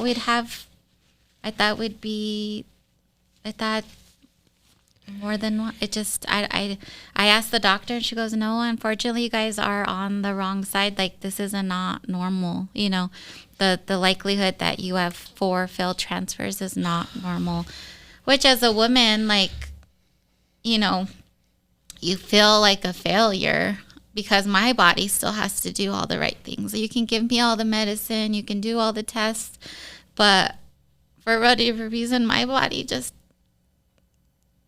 didn't take them, you know. And so that's something, I know it's not my fault, but that's something that weighs heavy on me of like, why did you reject them? What happened, you know? But I know those are irrational thoughts, and those are things that aren't healthy to put on myself. But you still feel that as a woman. You feel that burden of, how come I can't give my husband, you know, more?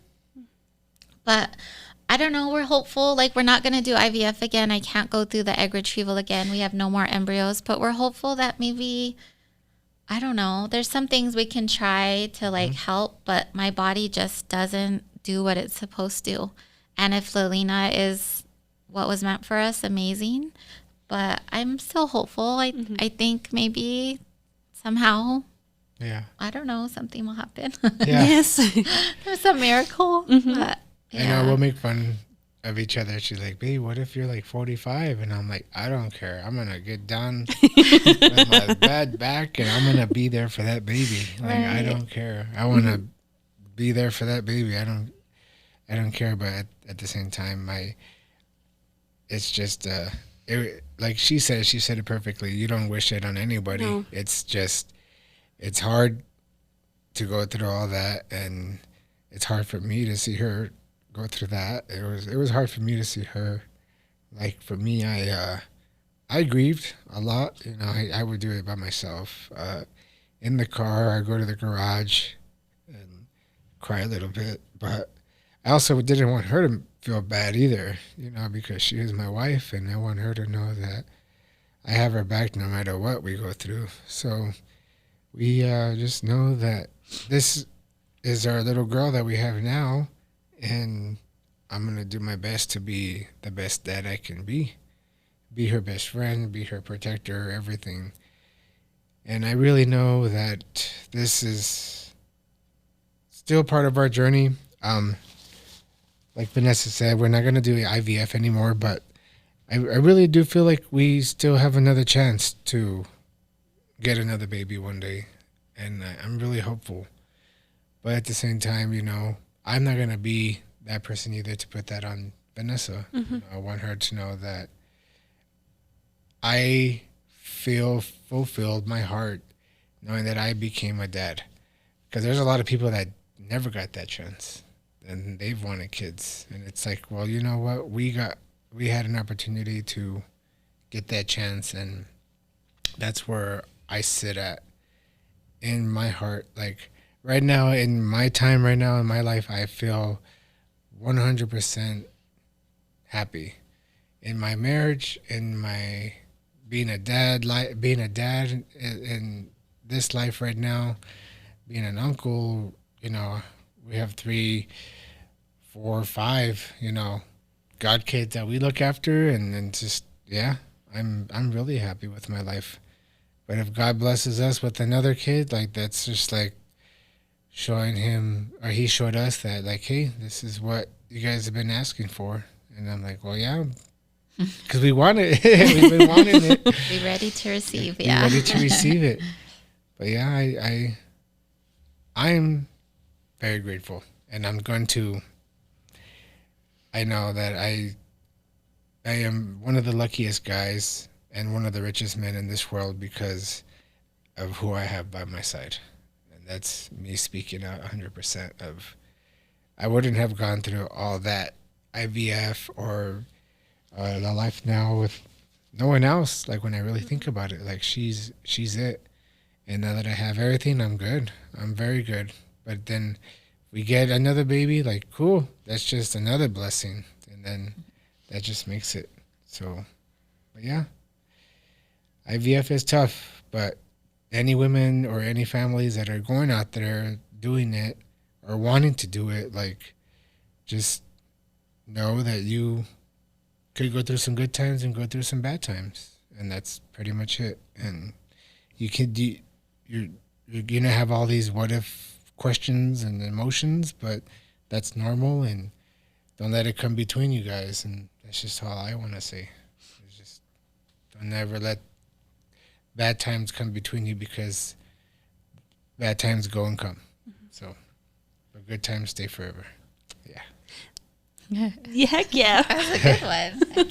All right, let's stop right there. That's the way to say it. Thank you so much for sharing with us. I'm so sorry. I for what it's worth coming from me. You guys are so strong, and it's such a hard thing to have to go through. I can't imagine. I've been fortunate enough to not have had to go through a miscarriage. And even though it's crazy, because like I could feel those little moments with you guys, the little, like you said, the 3 days where you were like, oh my God, and you project yourself and you're so happy, and I'm about to start my period, and last period I was late, but I'm opposite of you. I'm a clockwork, so I know like to the day that when it's gonna happen, and so I was late. But when I was pregnant with my son, with Jean, I was supposed to have my period the Thursday, and Friday morning I took a test because I didn't have my period. I was like, huh? And there was a teeny tiny line, and I was like, this is something. And then I forgot about it, and then Saturday morning I looked at Joshua. I was like, I still don't have my period, and so the Sunday morning I tested again, and then it was a line. Darker. And I was like, oh my gosh, right. And so this past month I was late, and I was like, and no pain, no anything, and it's weird because so it's I'm interested also in your cyst journey, because I actually 3 months ago we discovered that I have a cyst on my left ovary. Okay. Out of nowhere, kind of, and that's how I knew that. Actually, I learned that my mom had some her whole life, and I didn't know about. So I was like, oh, okay. And things that you learn about it. But then I was like, not even the cyst pain, like nothing. Right. So I was like, and then 1 day, 2 days, and I kept testing and nothing. Okay. And so I was like, oh, okay. But then you start hoping. You're like, I was gonna say, did you feel like? Because we won a second one, but it was not really like planned either. Right. So I was like, and then we were talking, and we're like, oh my God, but okay, well, if I am pregnant, then so I'm not pregnant. But to me, it was a little traumatic because, and nothing compared to you guys. But I went to the doctor after a week. I took an appointment. I was. Sunday morning I took an appointment, and Sunday night I had my period. Yeah. But the appointment was for the next day after work, Monday. And so I just kept the appointment because I was like, well, it was very light period. So I was like, this is very unusual. I'm just going to go. Different, yeah. And then I went, and the nurse was so mean though. Like the nurse was, because I sit down, she takes my blood pressure, and then she's like, okay, so you don't have your period? I was like, well, since last night I do. And she was like, oh, well, you should just not have come. I was like, oh, all right, she's going to be one of those. Thanks, doctor. Yeah. So I was like, well, but I mean, and so she just like ignores me, and then she was like, so are you in any pain today? And I was like, well, except the period pain, no, not really. And she's like, well, we don't care, we don't really count like feminine pain as pain. And I was like, oh, and so I tried to like, What a make weird it interaction. make it a little like cooler. I was like, don't you feel like it's interesting that women's pain, it's always like put to the side? Right. She probably didn't appreciate that. Yeah. She was just like, that's awful. She didn't care. She left. I was like, okay. The doctor came in and she was nice. The doctor. Okay, good.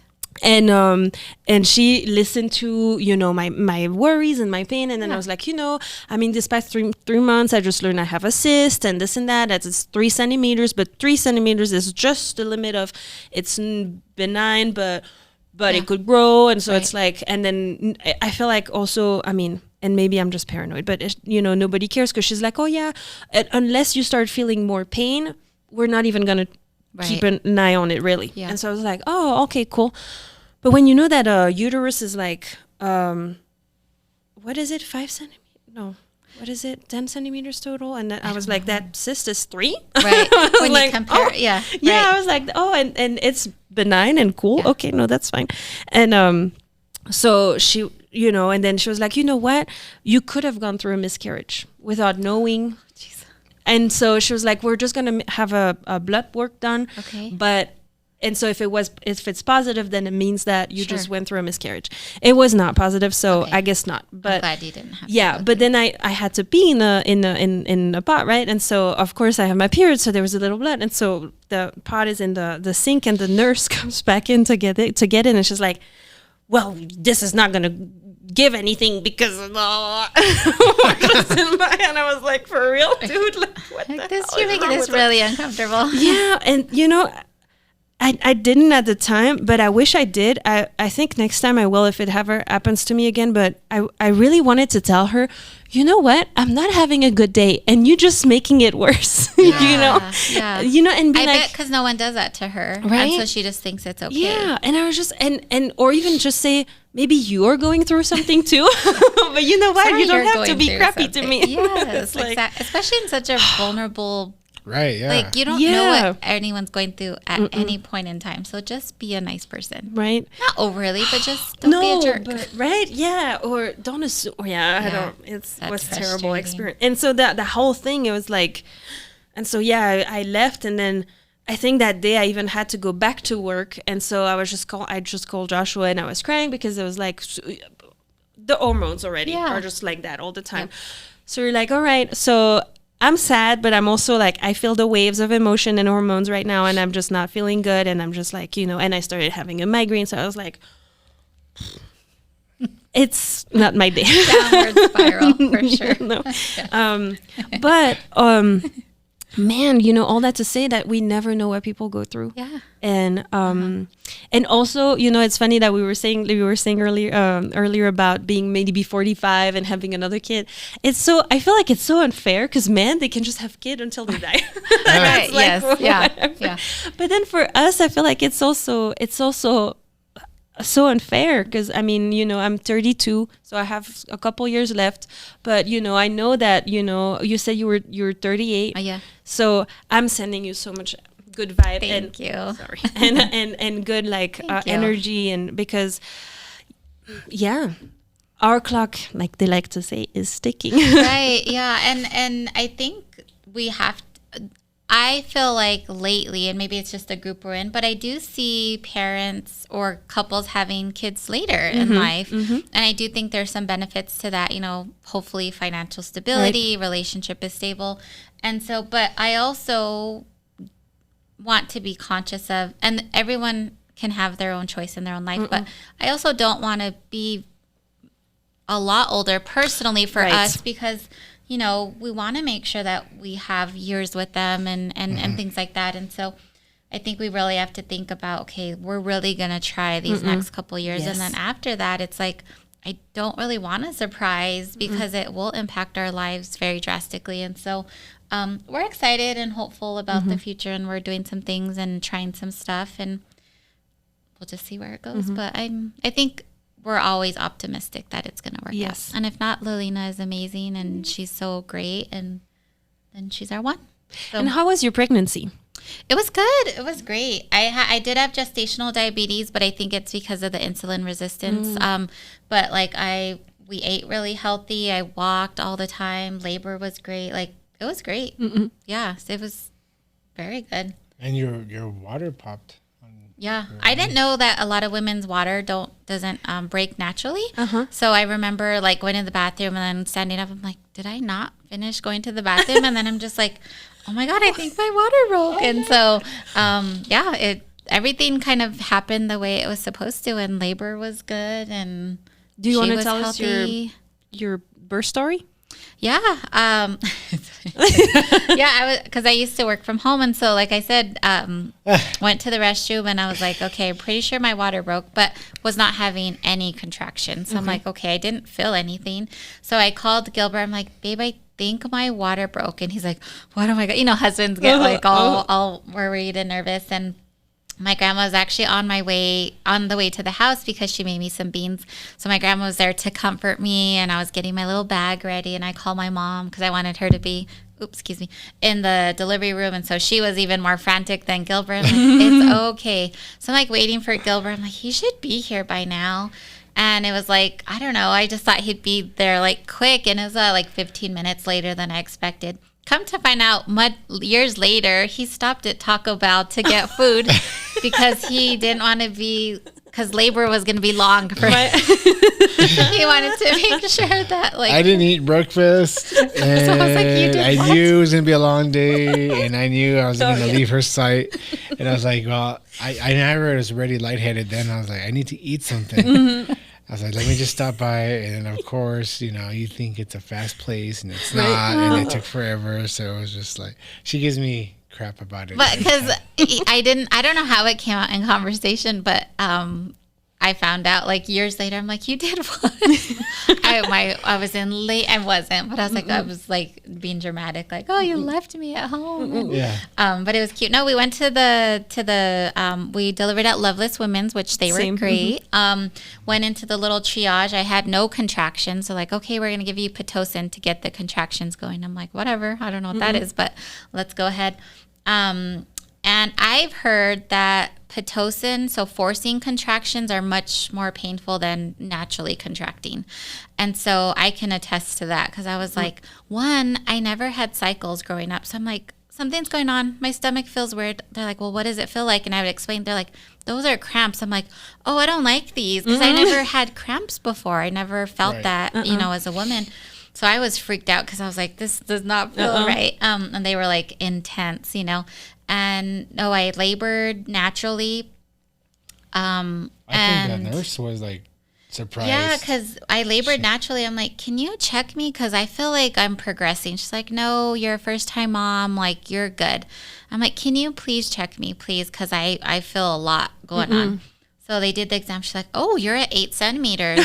And I'm like, yeah, I told you. And that was like within 2 hours, like an hour, 2 hours. So very quickly. They rushed in with. Yeah, I know. So they got the little cart in. I'm like, am I okay? They're like, no, we're just getting ready. And then I was like, I don't know if it's too late, but can I have the epidural? And they're like, sure, honey. I'm like, thank you. Because I was like, at that point, I bet I could have done it, but I was just exhausted. Oh, yeah. So they gave me the epidural, and I was in heaven. I was doing my hair. My mom was braiding my hair. I was putting makeup on. And then I took a nap for like 2 hours, and we woke up at like 2, and they're like, you ready to push? Pushed for like half an hour, and she came out beautiful, happy. I didn't know how I would react. I just started laughing. I was so overcome with joy. I just was laughing, like a laugh cry. Right. And I was holding her, and all I saw was Gilbert. She's Gilbert's little twin. Like, just even to this day. I was like ugly face crying like that. Yeah, he was. He was just like, and my mom, your legs are numb, and my mom's like, thank God she didn't drop the phone, but she's like holding my leg, but also recording and like taking photos. And she's like, I almost dropped the phone in the sterile environment. I'm like, Mom. But I do appreciate the pictures to this day.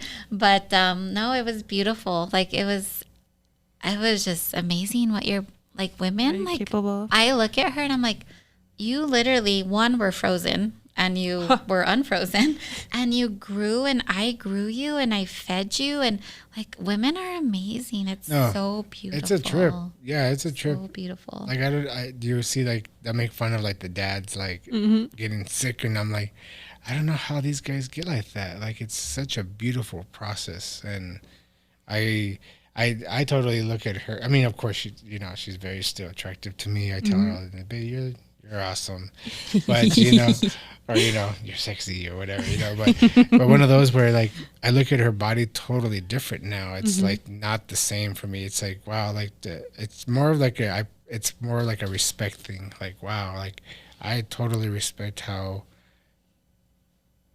everything is for a woman. Like it's just amazing. Like, and I just So cool. it blew my mind, and we're for the longest time like wow, like if she's here, like she really is here. Like look, it's just like wow, your baby's here. Like this is really happening. Like for the longest, like for like 6 months, we're just like dang. We were still in shock, like wow, she's here. Like it all was worth it, and she's here and happy, and we're doing what we're supposed to. I think. Yeah. She's still here, and we're doing good. Yeah. But yeah.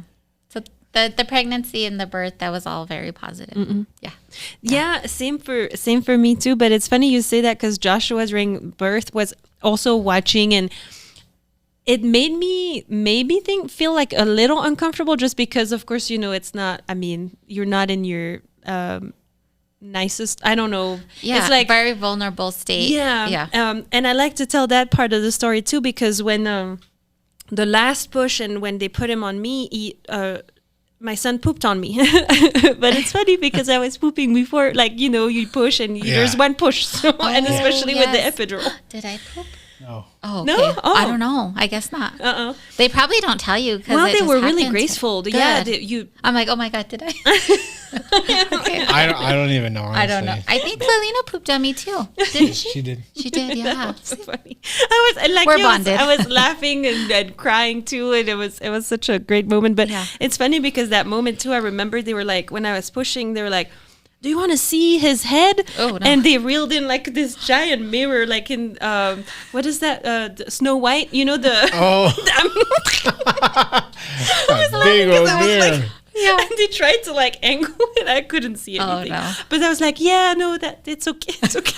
I'm good, thanks. Yeah. I definitely would have declined that one for sure. But and I really didn't want to, but they were like, no, but the mirror's for here. And I was just, and so I couldn't really see. So I was like, no, that's fine. But I really didn't picture that giant mirror rolling in. But, man, that was crazy. But yeah, and same as you guys, kind of sometimes still now we're like looking at him and it's like, right?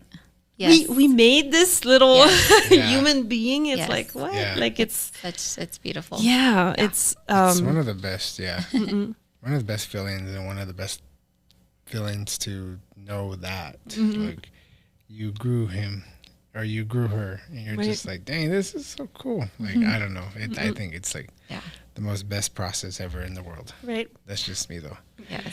But it was a long process because every day I'd be like, you okay, babe? You okay? You feeling okay? Yeah, I feel fine. You feeling anything? She's like, she'll be on her computer. I feel something. Like, okay. Yeah, and then when I think, I loved it when I would feel her like move and I'm like, oh, that's cool. Yes. Yeah, that was kind of crazy. Yeah, it was cool though. Yeah. The moving was like, and I was wondering why she would move so much and like now she just dances. She's like, she loves dancing and like, that's the reason why she was probably moving a lot. Yeah. 'Cause she's a dancer. Music is her thing for sure. Yeah. She loves music. Oh. She's an amazing little blessing. And so it's funny because you were talking to me. I mean, we met because actually thanks to Aritza that was also on the podcast. Yes, she's wonderful. Because she had used, how do you say that, right? I don't, it feels weird to say. She had used you guys for Regina's first birthday, your company, because you guys, like you said earlier, you have soft play and bouncy houses for toddlers or 5 years and under. Yeah. And it's funny because Regina is months older than Jean, and so we went to her birthday and we saw that and we were like, that's awesome. we need that. And I remember I contacted you guys right away. I was like, oh my God, I hope you still have openings. Yeah. And then the rest is history, like you said earlier. But so how did you guys start Toddler Town? Go ahead. I would say more. Well, I would say because of my mom. My mom, like, not because of her. Like Vanessa was already following these moms out in like California that were doing that. Okay. Soft play, but then she never really talked to me about it. It was just more like a TikTok, like, oh, that's kind of cute. But then my mom called Vanessa and said, "Hey, I was thinking of getting a jump house for her first birthday," and she was like, "What? What do you mean?" Like, And she's like, "What is she's not going to be able to use it?" Like, and then so then she's like, "Hey, your mom wants to get a jump house for her birthday," and I'm like, "Okay." Then I knew, I was like, that's not a good idea. Like, she's with gonna her cousins, you know, it's the big bounce houses. You can't see inside. Yeah. I was like, no, babe, like, let's just tell your mom. Let's not do that. So I had to tell her, like, no, thanks, Mom, appreciate it. But then Vanessa was like, hey, you know, I've been seeing these little soft play things that are going on right now. And I'm like, okay. So then she's like, so she contacted one lady that was doing it here in New Mexico. And at the time, there was only one person doing it. And then she called her in May, and her birthday's in August. And she said, hey, we're looking for an opening on this date, this weekend. She's like, oh, well, I'm actually sorry, but I'm booked all the way to October. And she was like, October? It's like, wow, you're booked up that far? She's like, yeah.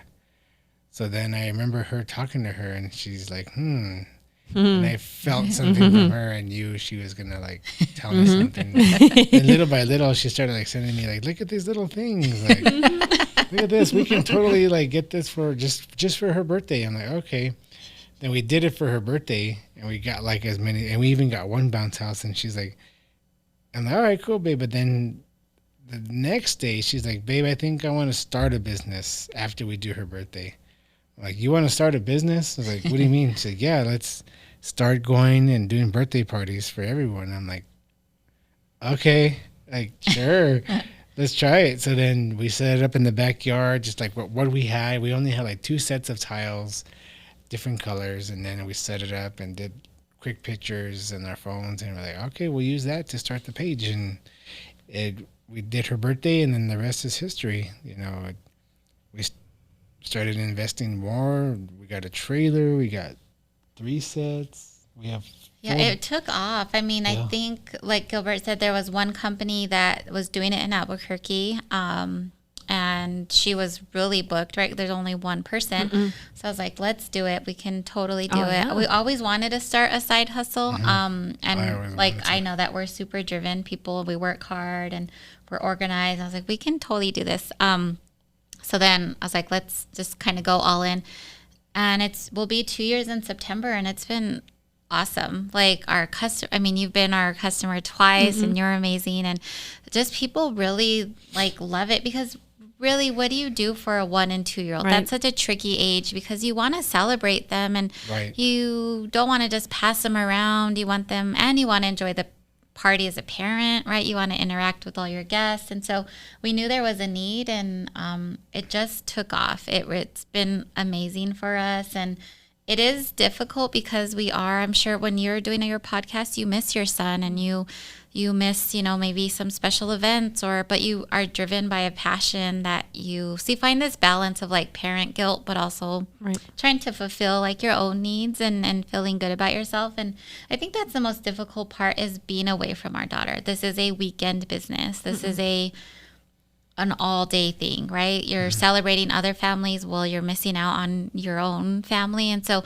I'm very grateful for my parents, who are caregivers to our daughter. We almost say like it's shared custody, like, she has her on the weekends, and, his brother and her Nino and family just like helps, and they really watch her. And, we don't know how long we're going to do it. I would love to keep doing it, but at any point that Lalina acknowledges that we're away from her, or she mentions something, or we miss soccer games, or that's at a point where it's like, okay, we either need to hire help, or it was a great endeavor and we're successful, but like that's not our journey anymore. And so we're not there yet, any close to that, but it's something that we are definitely considering, because we tried so long for her, and we want to focus on her. And so hopefully we can keep doing it, but no one cares about your business like you do. Right. No one's going to treat your customers like you do, and no one's going to clean like you do and do all the things. And so we either need to find a really good partner, or, but we're not there yet. I know. And my toxic trait is like, me. Yeah. I love jumping and everything, and I'm just so passionate about so many different things. Yeah, because I mean, you know what? I thought you guys already had a team that was setting up and pulling down That's for all you. us. Yeah. We have an amazing, so we have two young girls who are in high school. We have like our primary who's our ride or die. She's there every Tuesday to clean for us. When we have multiple parties a weekend, she rides with us and she's great. And then we have another little helper who's great as well. And if it wasn't for them, we probably couldn't do it because cleaning, we prioritize cleaning. Oh, yes. Kids are dirty, kids are gross.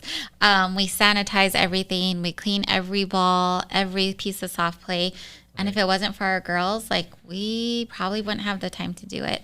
But we don't have helpers. Like we'll call my dad or his brother or my brother, like, hey, can you help us pick up? Or we have a big event. And so like occasionally they'll help, but no, it's Gilbert and I every weekend. Yeah. So it's us. That's a lot. That's a lot of a lot. commitment.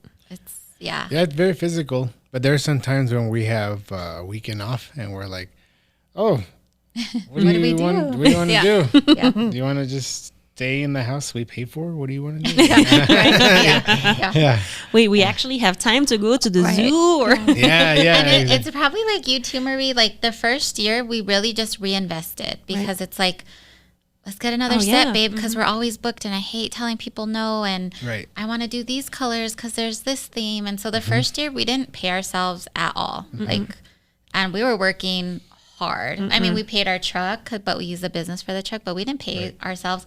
So this year is the first year that we like took a payroll and we're like, cool, like this is cool. I know. We're building a house right now. And so like we can buy furniture and we can put our down payment. And Heck so this is our first year that I think we'll reflect at the end of the year of like, was it worth it? Was what we paid ourselves worth it?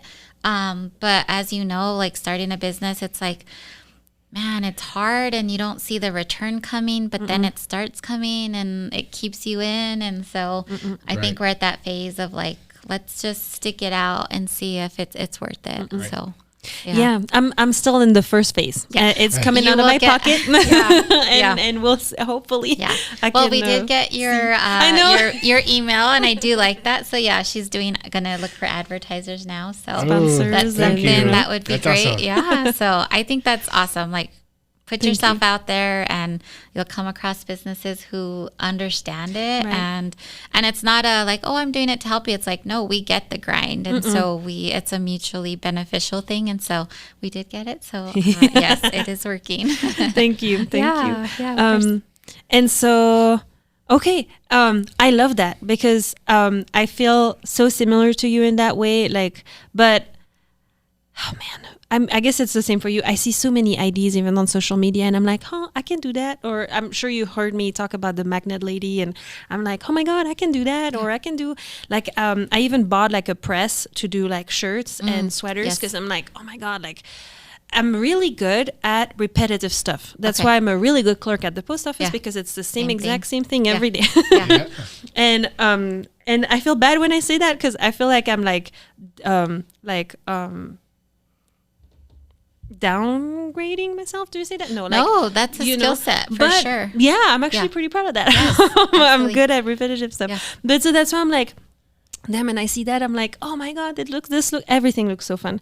And then, but then I realized that like my husband Joshua is a graphic designer, photographer, videographer, but he's Ooh, always cool. already super busy. Yeah. So, I'm Gotcha.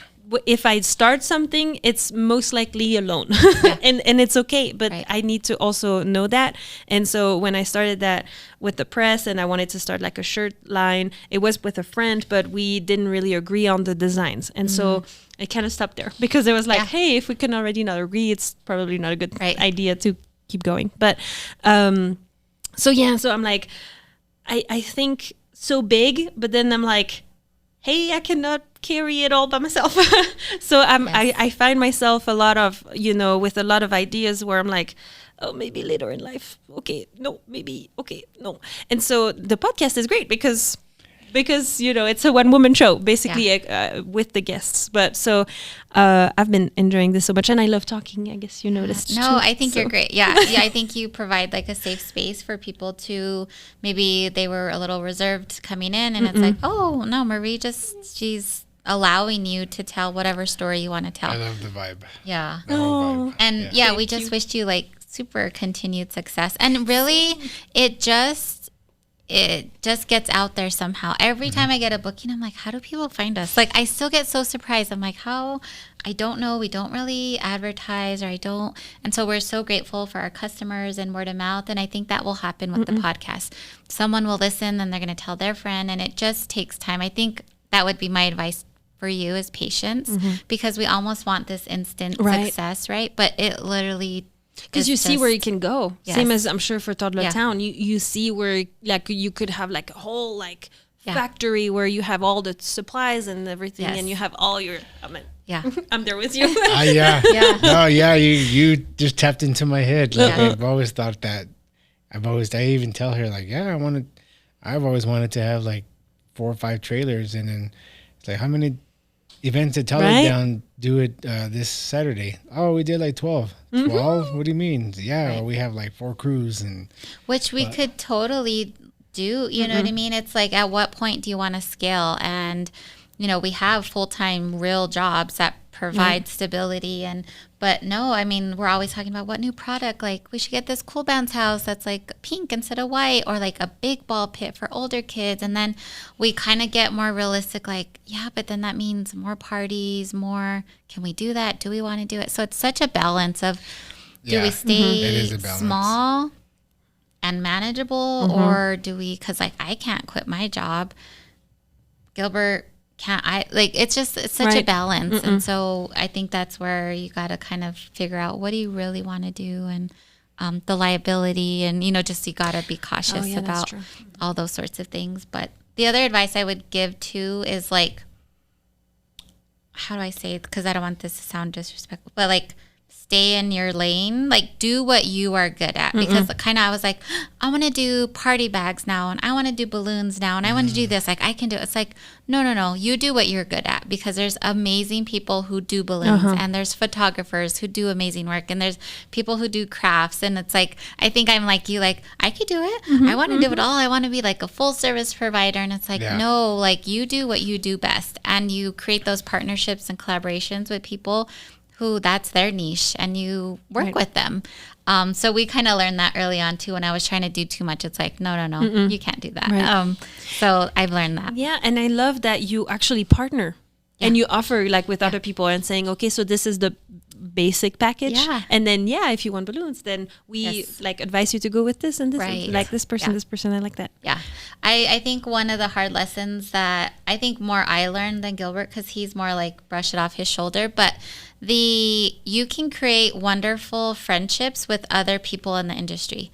However, there can be miscommunication with other similar companies that offer similar services, or like other party rental stuff. And it's like, it's not a competition, and and it's all about collaboration. And I think sometimes if you see a similar service, it's like, why by default is it a competition? It shouldn't be like that, right? It's like, hey, if I can't do it, can you do it? Is your calendar open? And so I had to learn kind of early on that sometimes there was misrepresentation of who we are, and that like really hurt my heart, because I'm like, I don't really know you, but why am I getting this negative feedback? And so I would just say, like, be true to yourself, create those really close friendships with people that understand the business and prioritize collaboration and not competition.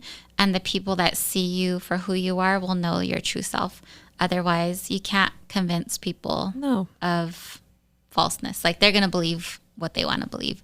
But that's hard, because my little soft heart is like, what do you mean we're not friends? Like, I thought we're all good. But it was just kind of a space that we had to kind of navigate in. But that's just part of being an adult and professionalism. And I was going to say, I think it's weird to say that, but it's part of growing up, I feel like, because it's funny how, like, circling back even to earlier, Gilbert, when you were saying that you had no problem with Ruben's family, and but I think it also comes from, there was no jealousy. You were good in your shoes, and you know who you are, and I think you were already like grown as a man, and like to not feel threatened, and just and accept life and another family, and just embrace it. And I think it's the same thing, and I have that too with like, that's why I invited last week Joshua from Against the Grain podcast. And so, you know, it's like inviting other podcasters and be like, hey, like that's awesome. And because also like I learned, and actually not too long ago, because I was in that mentality before of, if I do something, I have to be the best. I have to be the one people go to. Right. But I heard something, and I can't quote it verbatim, but about how many burger places is there? Right. Yes. But they're all open. They're all successful. I love that. Yeah. But they're all different too. And there is clientele for every single one of them. Absolutely. Yes. Yeah. And so that's why I'm like, well, because when I started the podcast, a lot of people said, oh, another podcast, but it's like, well, yeah, but maybe it's another podcast, but it's my podcast. Right. Right. There's something unique about it. Yes. Yeah. And so, you know, and maybe some people are going to listen and are not going to find it any different than another one. Right. Even though I challenge you because we're different over here. But yeah, all that to say that don't let, and I know you guys don't, or for our listeners too, don't let people's fears or beliefs just stop you from trying what you want to do, because if not, there will just be one burger place out there, and there's many. That's my advice. I was going to say is, or anybody out there that wants to start a business or do anything, is trust yourself, stay consistent, don't listen to the naysayers, and work your butt off. Those are things that Vanessa has showed me, and you don't have to listen to the naysayers. If you work your butt off and you trust yourself, you'll go a long way. You will go a long way. And if you have that support, who cares if you go ghost on people? You know, that's just part of life. Right. You get to do your thing. You get to make yourself happy, and you get to provide for your family. And that's where it's at. That's how I see it. So, yeah, I will be a listener of your podcast. Thank you. Thank you. That makes you I think on YouTube you would be the 50th. Yes. It's a good number. Every number counts. Yes. Yeah, absolutely. And it's funny, I joke about that, but I was just telling Joshua the other day that it's because I'm so like, I'm sure you do the same with your business, but I overthink so much. Like I have content from, actually last week wasn't Joshua, it was Karen. And I have content from her podcast because I got a little heated about immigration, because as an immigrant myself, it just makes me mad, all that immigration situation going on, especially with Mexican people. And so that reel that I got from the studio, I don't sound good. Not that I don't sound good, but I don't sound like I'm eating my words, and then I'm not like super clear. And so I want to share it because that is my opinion about, you know, how, like, I'm no conspiracy theorist, but I'm like, why is it a problem? Like, to me, I'm a little naive in that sense still, but I'm like, well, it shouldn't matter where you are born on earth. You should be able to go live wherever you want. Yeah. God damn it. And so it just makes me so mad. The speech, the when people say America for Americans and whatever, it's just it's the same voices earlier. Right, yeah. So they're the same people somehow. Right. But, it's just. So there's so much to say there, but I feel like I wasn't confident enough in that reel, and I'm like, oh my God, do I want to be labeled as that person that like emotionally speaks about something that she doesn't know enough about? Or so I kind of like overthink a lot of things about that, but at the same time I'm like, we're having a conversation, and it's about, you know, and we need to talk about immigration, and it's not okay. Right. And so yeah. So I think the tricky part with social media is people will take that clip in itself, right, and not context. And so people can probably get something positive out of it or negative out of it. And it's based on their beliefs. And so I think regardless of how you want to portray yourselves, whoever's viewing it, unfortunately, is going to interpret it the way they want to. Right. So yeah, you tell your truth. And I mean, went through the process and you got, your citizenship and like that, Yeah, but see, like I have, you know what? I have so many people coming to me and being like, but see, you did it the right way. Yeah. That just makes me mad. Please don't tell me that because the thing is, and I said that in the podcast with Karen, is that as a Belgian, and I think it's the same for Mexican. And I look at you. I'm so sorry because I know you said you Mexican, but so I don't mean that. But you're American, so I don't mean to like look at you when I say that. But as Belgian, there's not a million ways to become American. It's either through birth. My parents were not American, so that was not a possibility.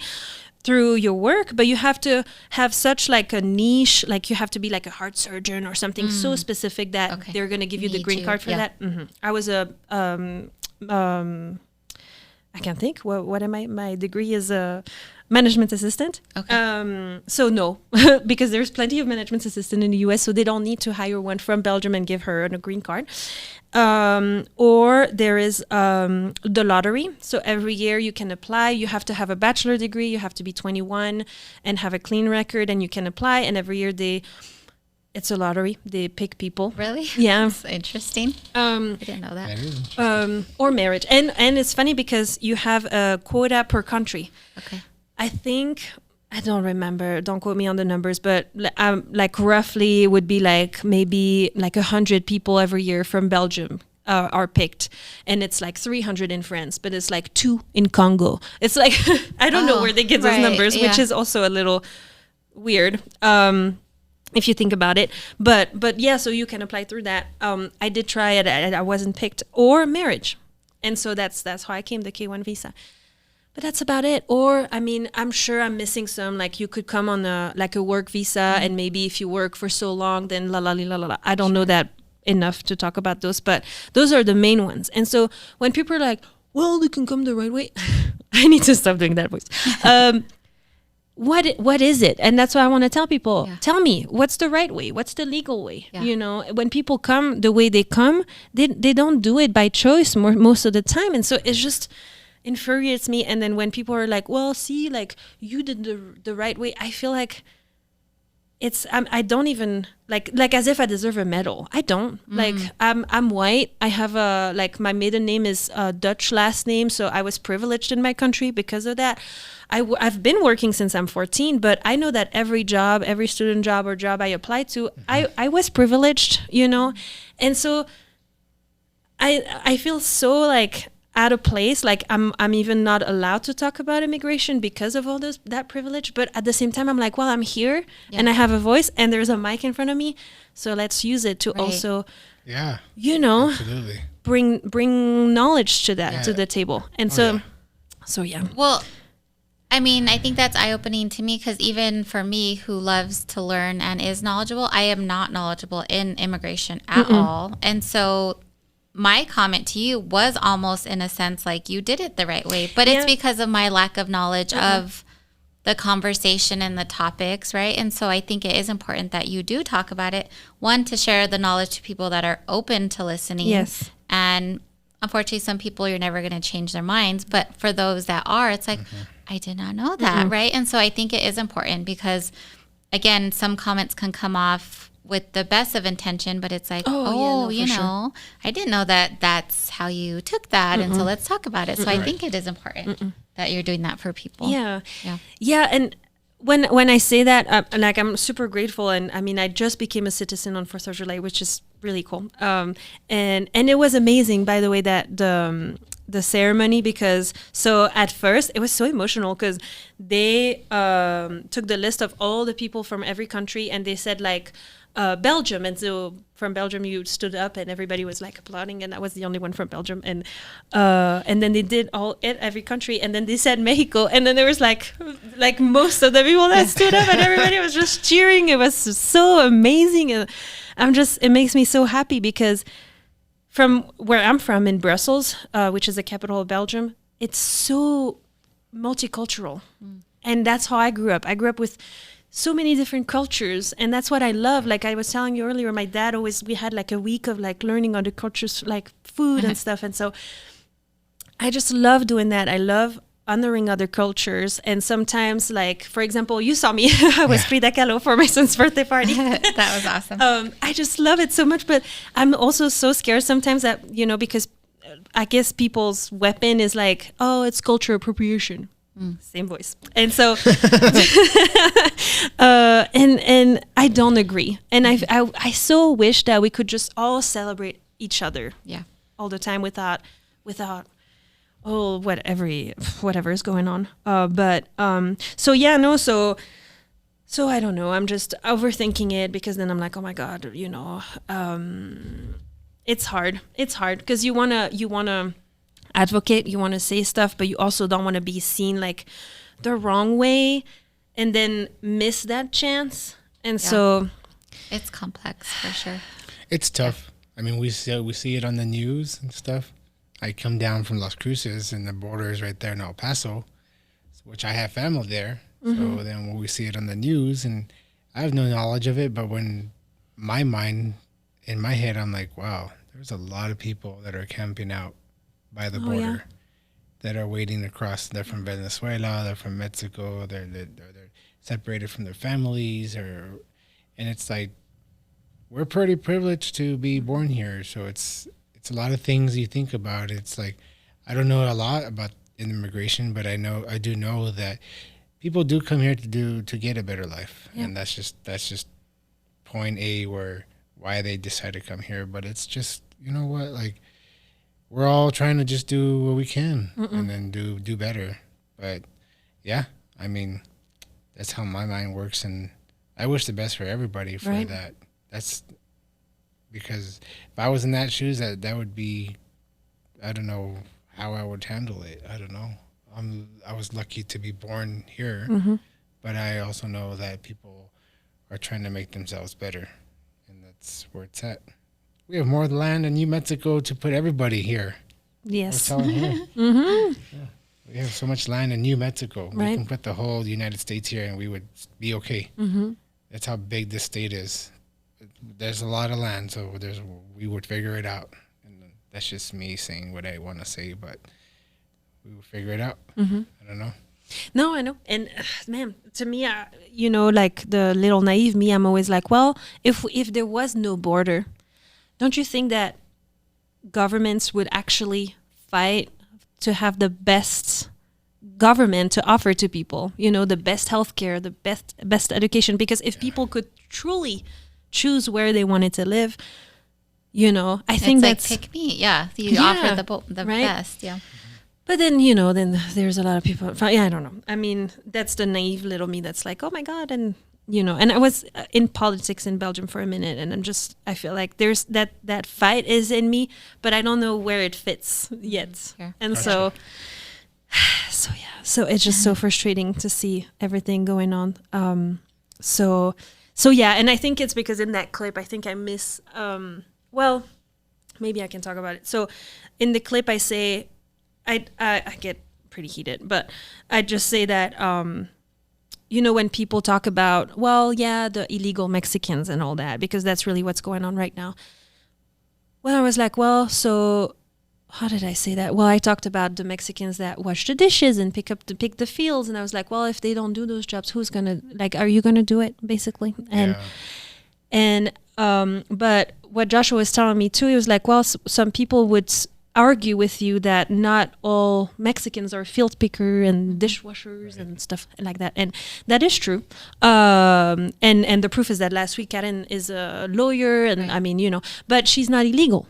And so most of the illegal, that's the jobs that they do, and to me, whenever people take that argument of, well, not all illegal or not all Mexicans are those type of jobs, I agree. But then it takes, again, the debate off the table. It's like, well, we put the spotlight on something else again.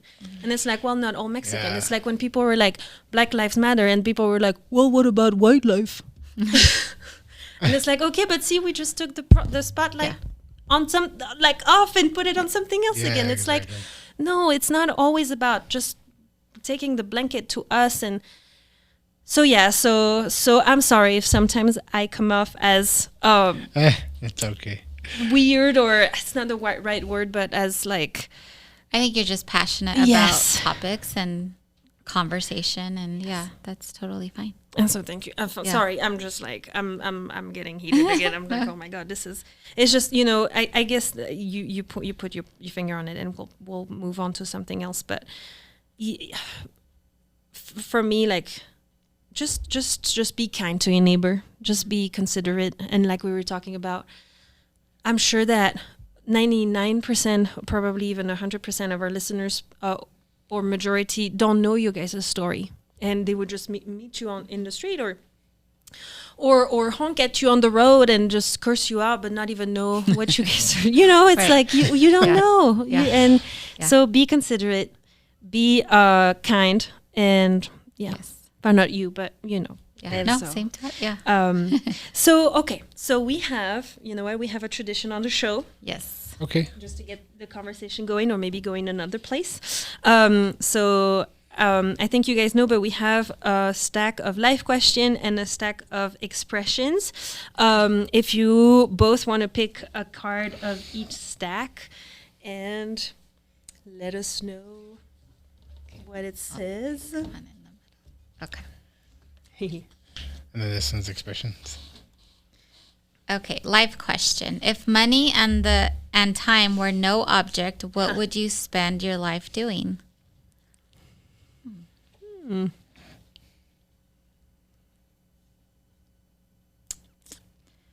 Definitely. Okay, if money and time were no object, what would you spend your life doing? Do you have an answer? If money or time? Yeah. Oh man, I would travel the world for sure. I was thinking travel. I would go hit up China. I would go to Japan. I would go to Belgium. Yeah, I would go to Germany. I want to go to Munich. I want to go to India. I want to go check out South Africa, North Africa. I want to go to Europe. I want to go see Great Britain. I want to see where King Arthur was once. The world is beautiful. Yeah, there. I want to go north part of Russia. I want to go to Alaska. Like, again, I've been to Alaska before. It's beautiful. Oh. I want to go to the north part of Japan. I want to go south part. I want to go to the south of Mexico. I want to take a vacation there. Never been to the Philippine Islands. Never been to Australia. Yeah, we haven't even hit the peak, I think, of what I want to do with limited time. Like, if I didn't need money or if I had time, I would live and travel in places. And then, all right, I lived here, and now let's go over here. I would totally do that. Yeah. I bet that's a pretty common response. Yeah. Same. Oh, so That's okay. It says, don't watch the clock. Do what it does. Keep going. Is that like advice? Yes. Don't watch the clock. Do what it does. Keep going. Yeah. It's pretty similar with time. Do you get caught up sometimes in, just going from one thing to another, or watching the clock and, Yeah. Yeah, that's interesting. I think for me, sometimes too, I don't always feel content.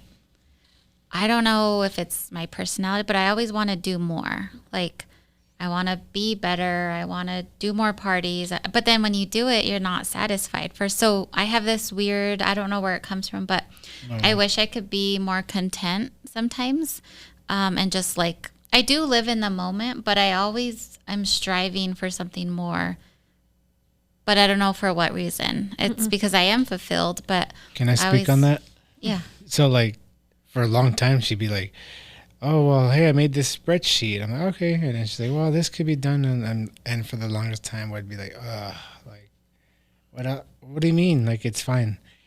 But I never understood her mind, an engineer mind, until I tell her all the time, like, like Iron Man. Remember, Iron Man? Mm-hmm. So the first suit he made was like these arms putting him together, and it was like he didn't know. And then you look at the end game to where all he had to do was just touch, and it was nanotech. And so like their minds are always like, they're always like, it could be better. It could be better. And he got better and better and better. And that's just how her mind is like.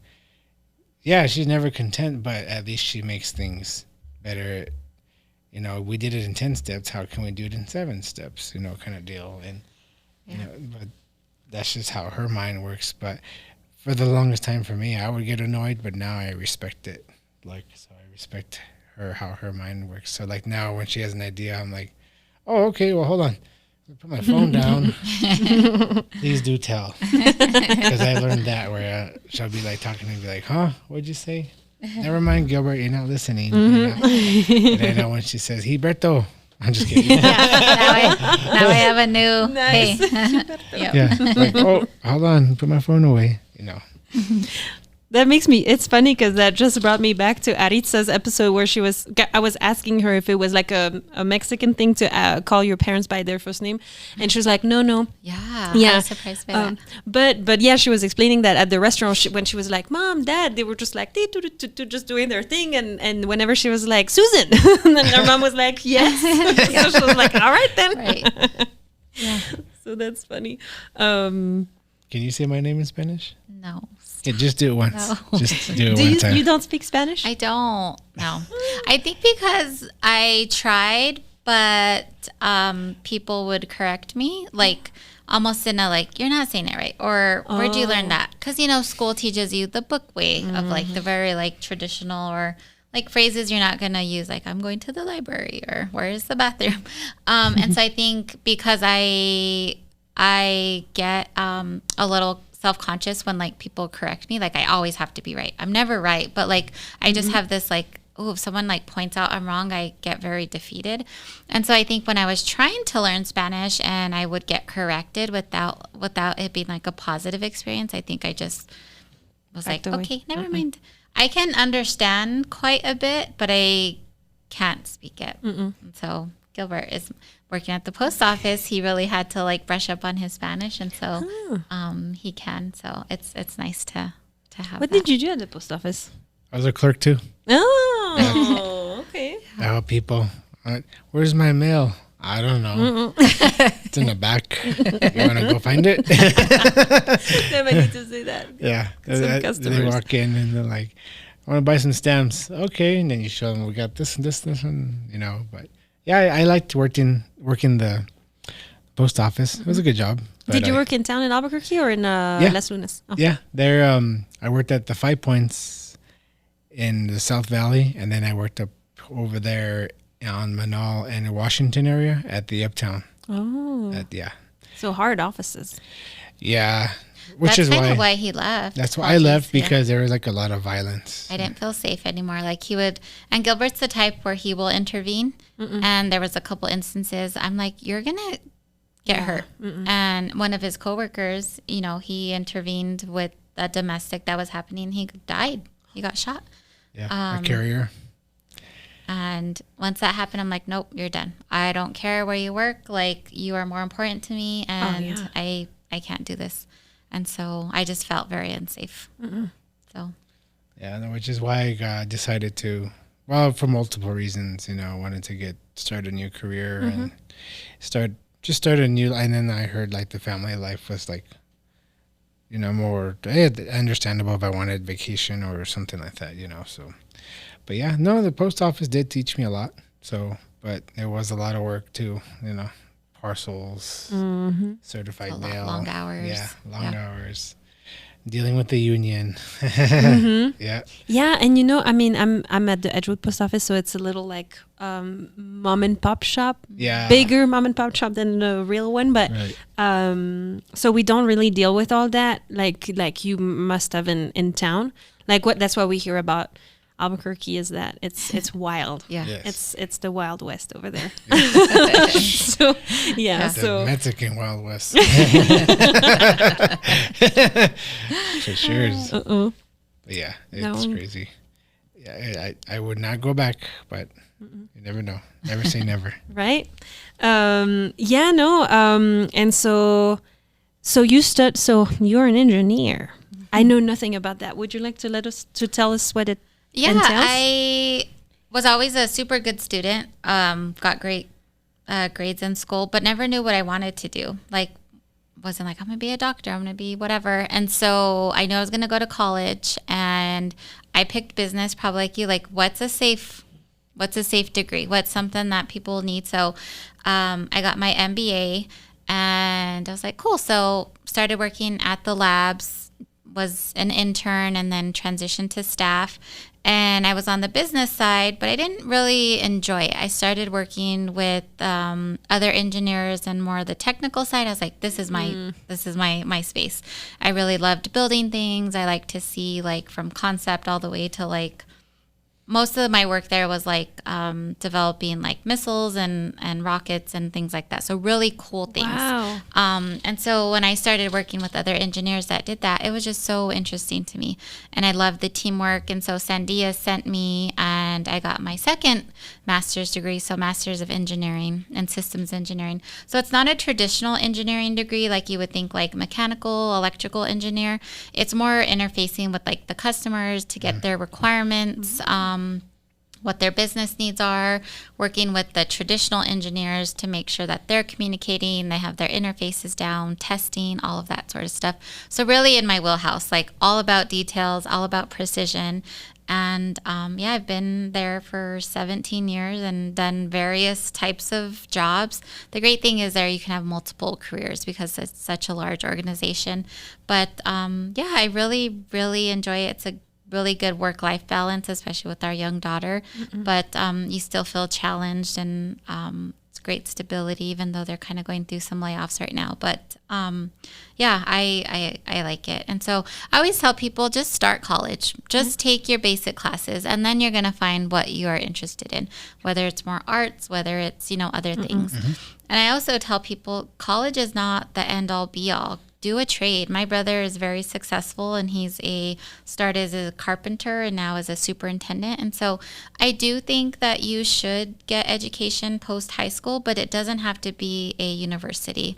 It can be a trade. It can be cosmetology, but I think you should definitely have a skill or go to school so that you can open doors, because otherwise it's very difficult to live off minimum wage. And so I always advocate for our godchildren and for those that are around us. School is important. Whatever avenue that is, just go get some additional schooling so that your life can be a little bit easier, because everything's expensive right now. And having, those doors open will just hopefully make things easier for you. And you can close them later, but at least they'll be open. Yeah. It's harder to open them later. Absolutely.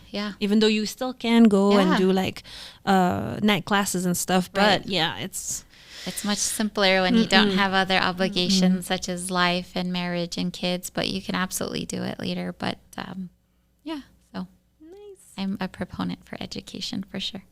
Yeah. Thank you. Thank you for saying that. So as you know, we also have another tradition on the show, which is, so the last guest asks a question to the next guest, and then without knowing who it's going to be. And then, so my last guest was Karen, and so I don't read the questions until the day off, so it's interesting. And so Karen's question to you guys is, if you could go back in time, who would you meet and why? Go back in time? Who would you meet and why? Albert Einstein. Okay. Why? I don't have that IQ or intelligence. I just want to visually see his movement on his eyes, on his hands, how he explains things, his intelligence, why his theories were working, or how he had his theories lined up for whatever numbers. I think he was a pretty intriguing person. I would love to have and then see if he can just have a normal conversation with me. And if me and him have a normal conversation, it's like not too much of intelligence, then are you a normal person? I just wanted to pique his mind with that. And if it was that way, it'd be like, cool. But then also like, I would, because now that I've kind of have like a little more understanding in my head, he would tell me something. I'd be like, well, explain that so I understand how you got there. And then I'm like, oh, okay. Then I can ask him questions. I probably only do like a day or a week with him because then I don't know if I can. Yeah, I don't know. Maybe 1 day or 1 week, one of the two. But I think Albert Einstein for me would be the person. That is interesting. I thought you would totally say like a musician or someone. Like I was thinking like, I don't know, some rock guy. Oh, yeah. Rock people are don't cool. know. Musicians are cool. But I feel like people that have theories are very interesting people. Yeah. Mysterious Well, yes. almost. Mysterious. Yeah. Yeah. Yeah. Do you have one, Marie? I can't think of. I don't know. I guess I'm going to circle back to what I always talk about, which is my mom. So I would probably talk to my mom and tell her a bunch of stuff that I'm sorry for a lot of things she went through and that I forgive her, Oh, yeah. I think. But celebrity-wise, I don't know. Michael Jackson, probably. Oh, cool. Or go to a concert.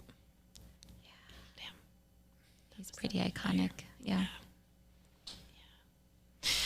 So you can't think of anything? No. Yeah.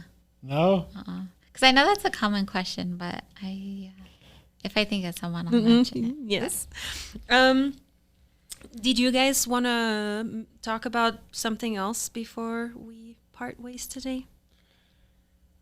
I don't think so. I know, like, for me, it was important to talk about our IVF journey and our family because I think as women, sometimes you can feel a little shameful and, I'm the only one going through this or, a husband definitely goes through his own emotions. And so I think it's important to, if you're comfortable, just to be open with your support system because it's a very heavy burden. So that was like the most important thing for me is to talk about that and our beautiful daughter. And then, our business is awesome and it's great, but that was kind of my priority. So thank you for allowing us to do that. Thank you for coming in and advocating. Yeah. No. I feel like I was saying earlier, just no matter what in life, just trust yourself and don't listen to the naysayers, work your butt off, and you'll be okay. That's how I see life. And be kind to your wife because she would never lure you away in a dark place. Like I know Vanessa, she's always, done good or always like planned things for us knowing that it was good for us. She would never put me in a bad place. So that's all I have. And that's advice for guys. Because women are proactive when it comes to like doing things. Yes, we can. I think we can attest to that. Yes. For sure. Well, thank you. And you know what? It's. I guess I try to ask every time that I have couples in front of me that are old. I want to say old couples, just because you've been together, married for 12 years. Yeah. Do you have a little secret you want to share with us about the longevity of your love? The secret? I think I'm still learning this, but I wasn't aware of this prior to being married to Gilbert, is do not let your external environment affect your marriage. I think if it wasn't for external factors, family, other things, Gilbert and I would probably never fight, like ever. I take on other people's problems. I want to fix them. I want to be there for them. And it negatively weighs me down. And then I take it out on him because he's my safe space.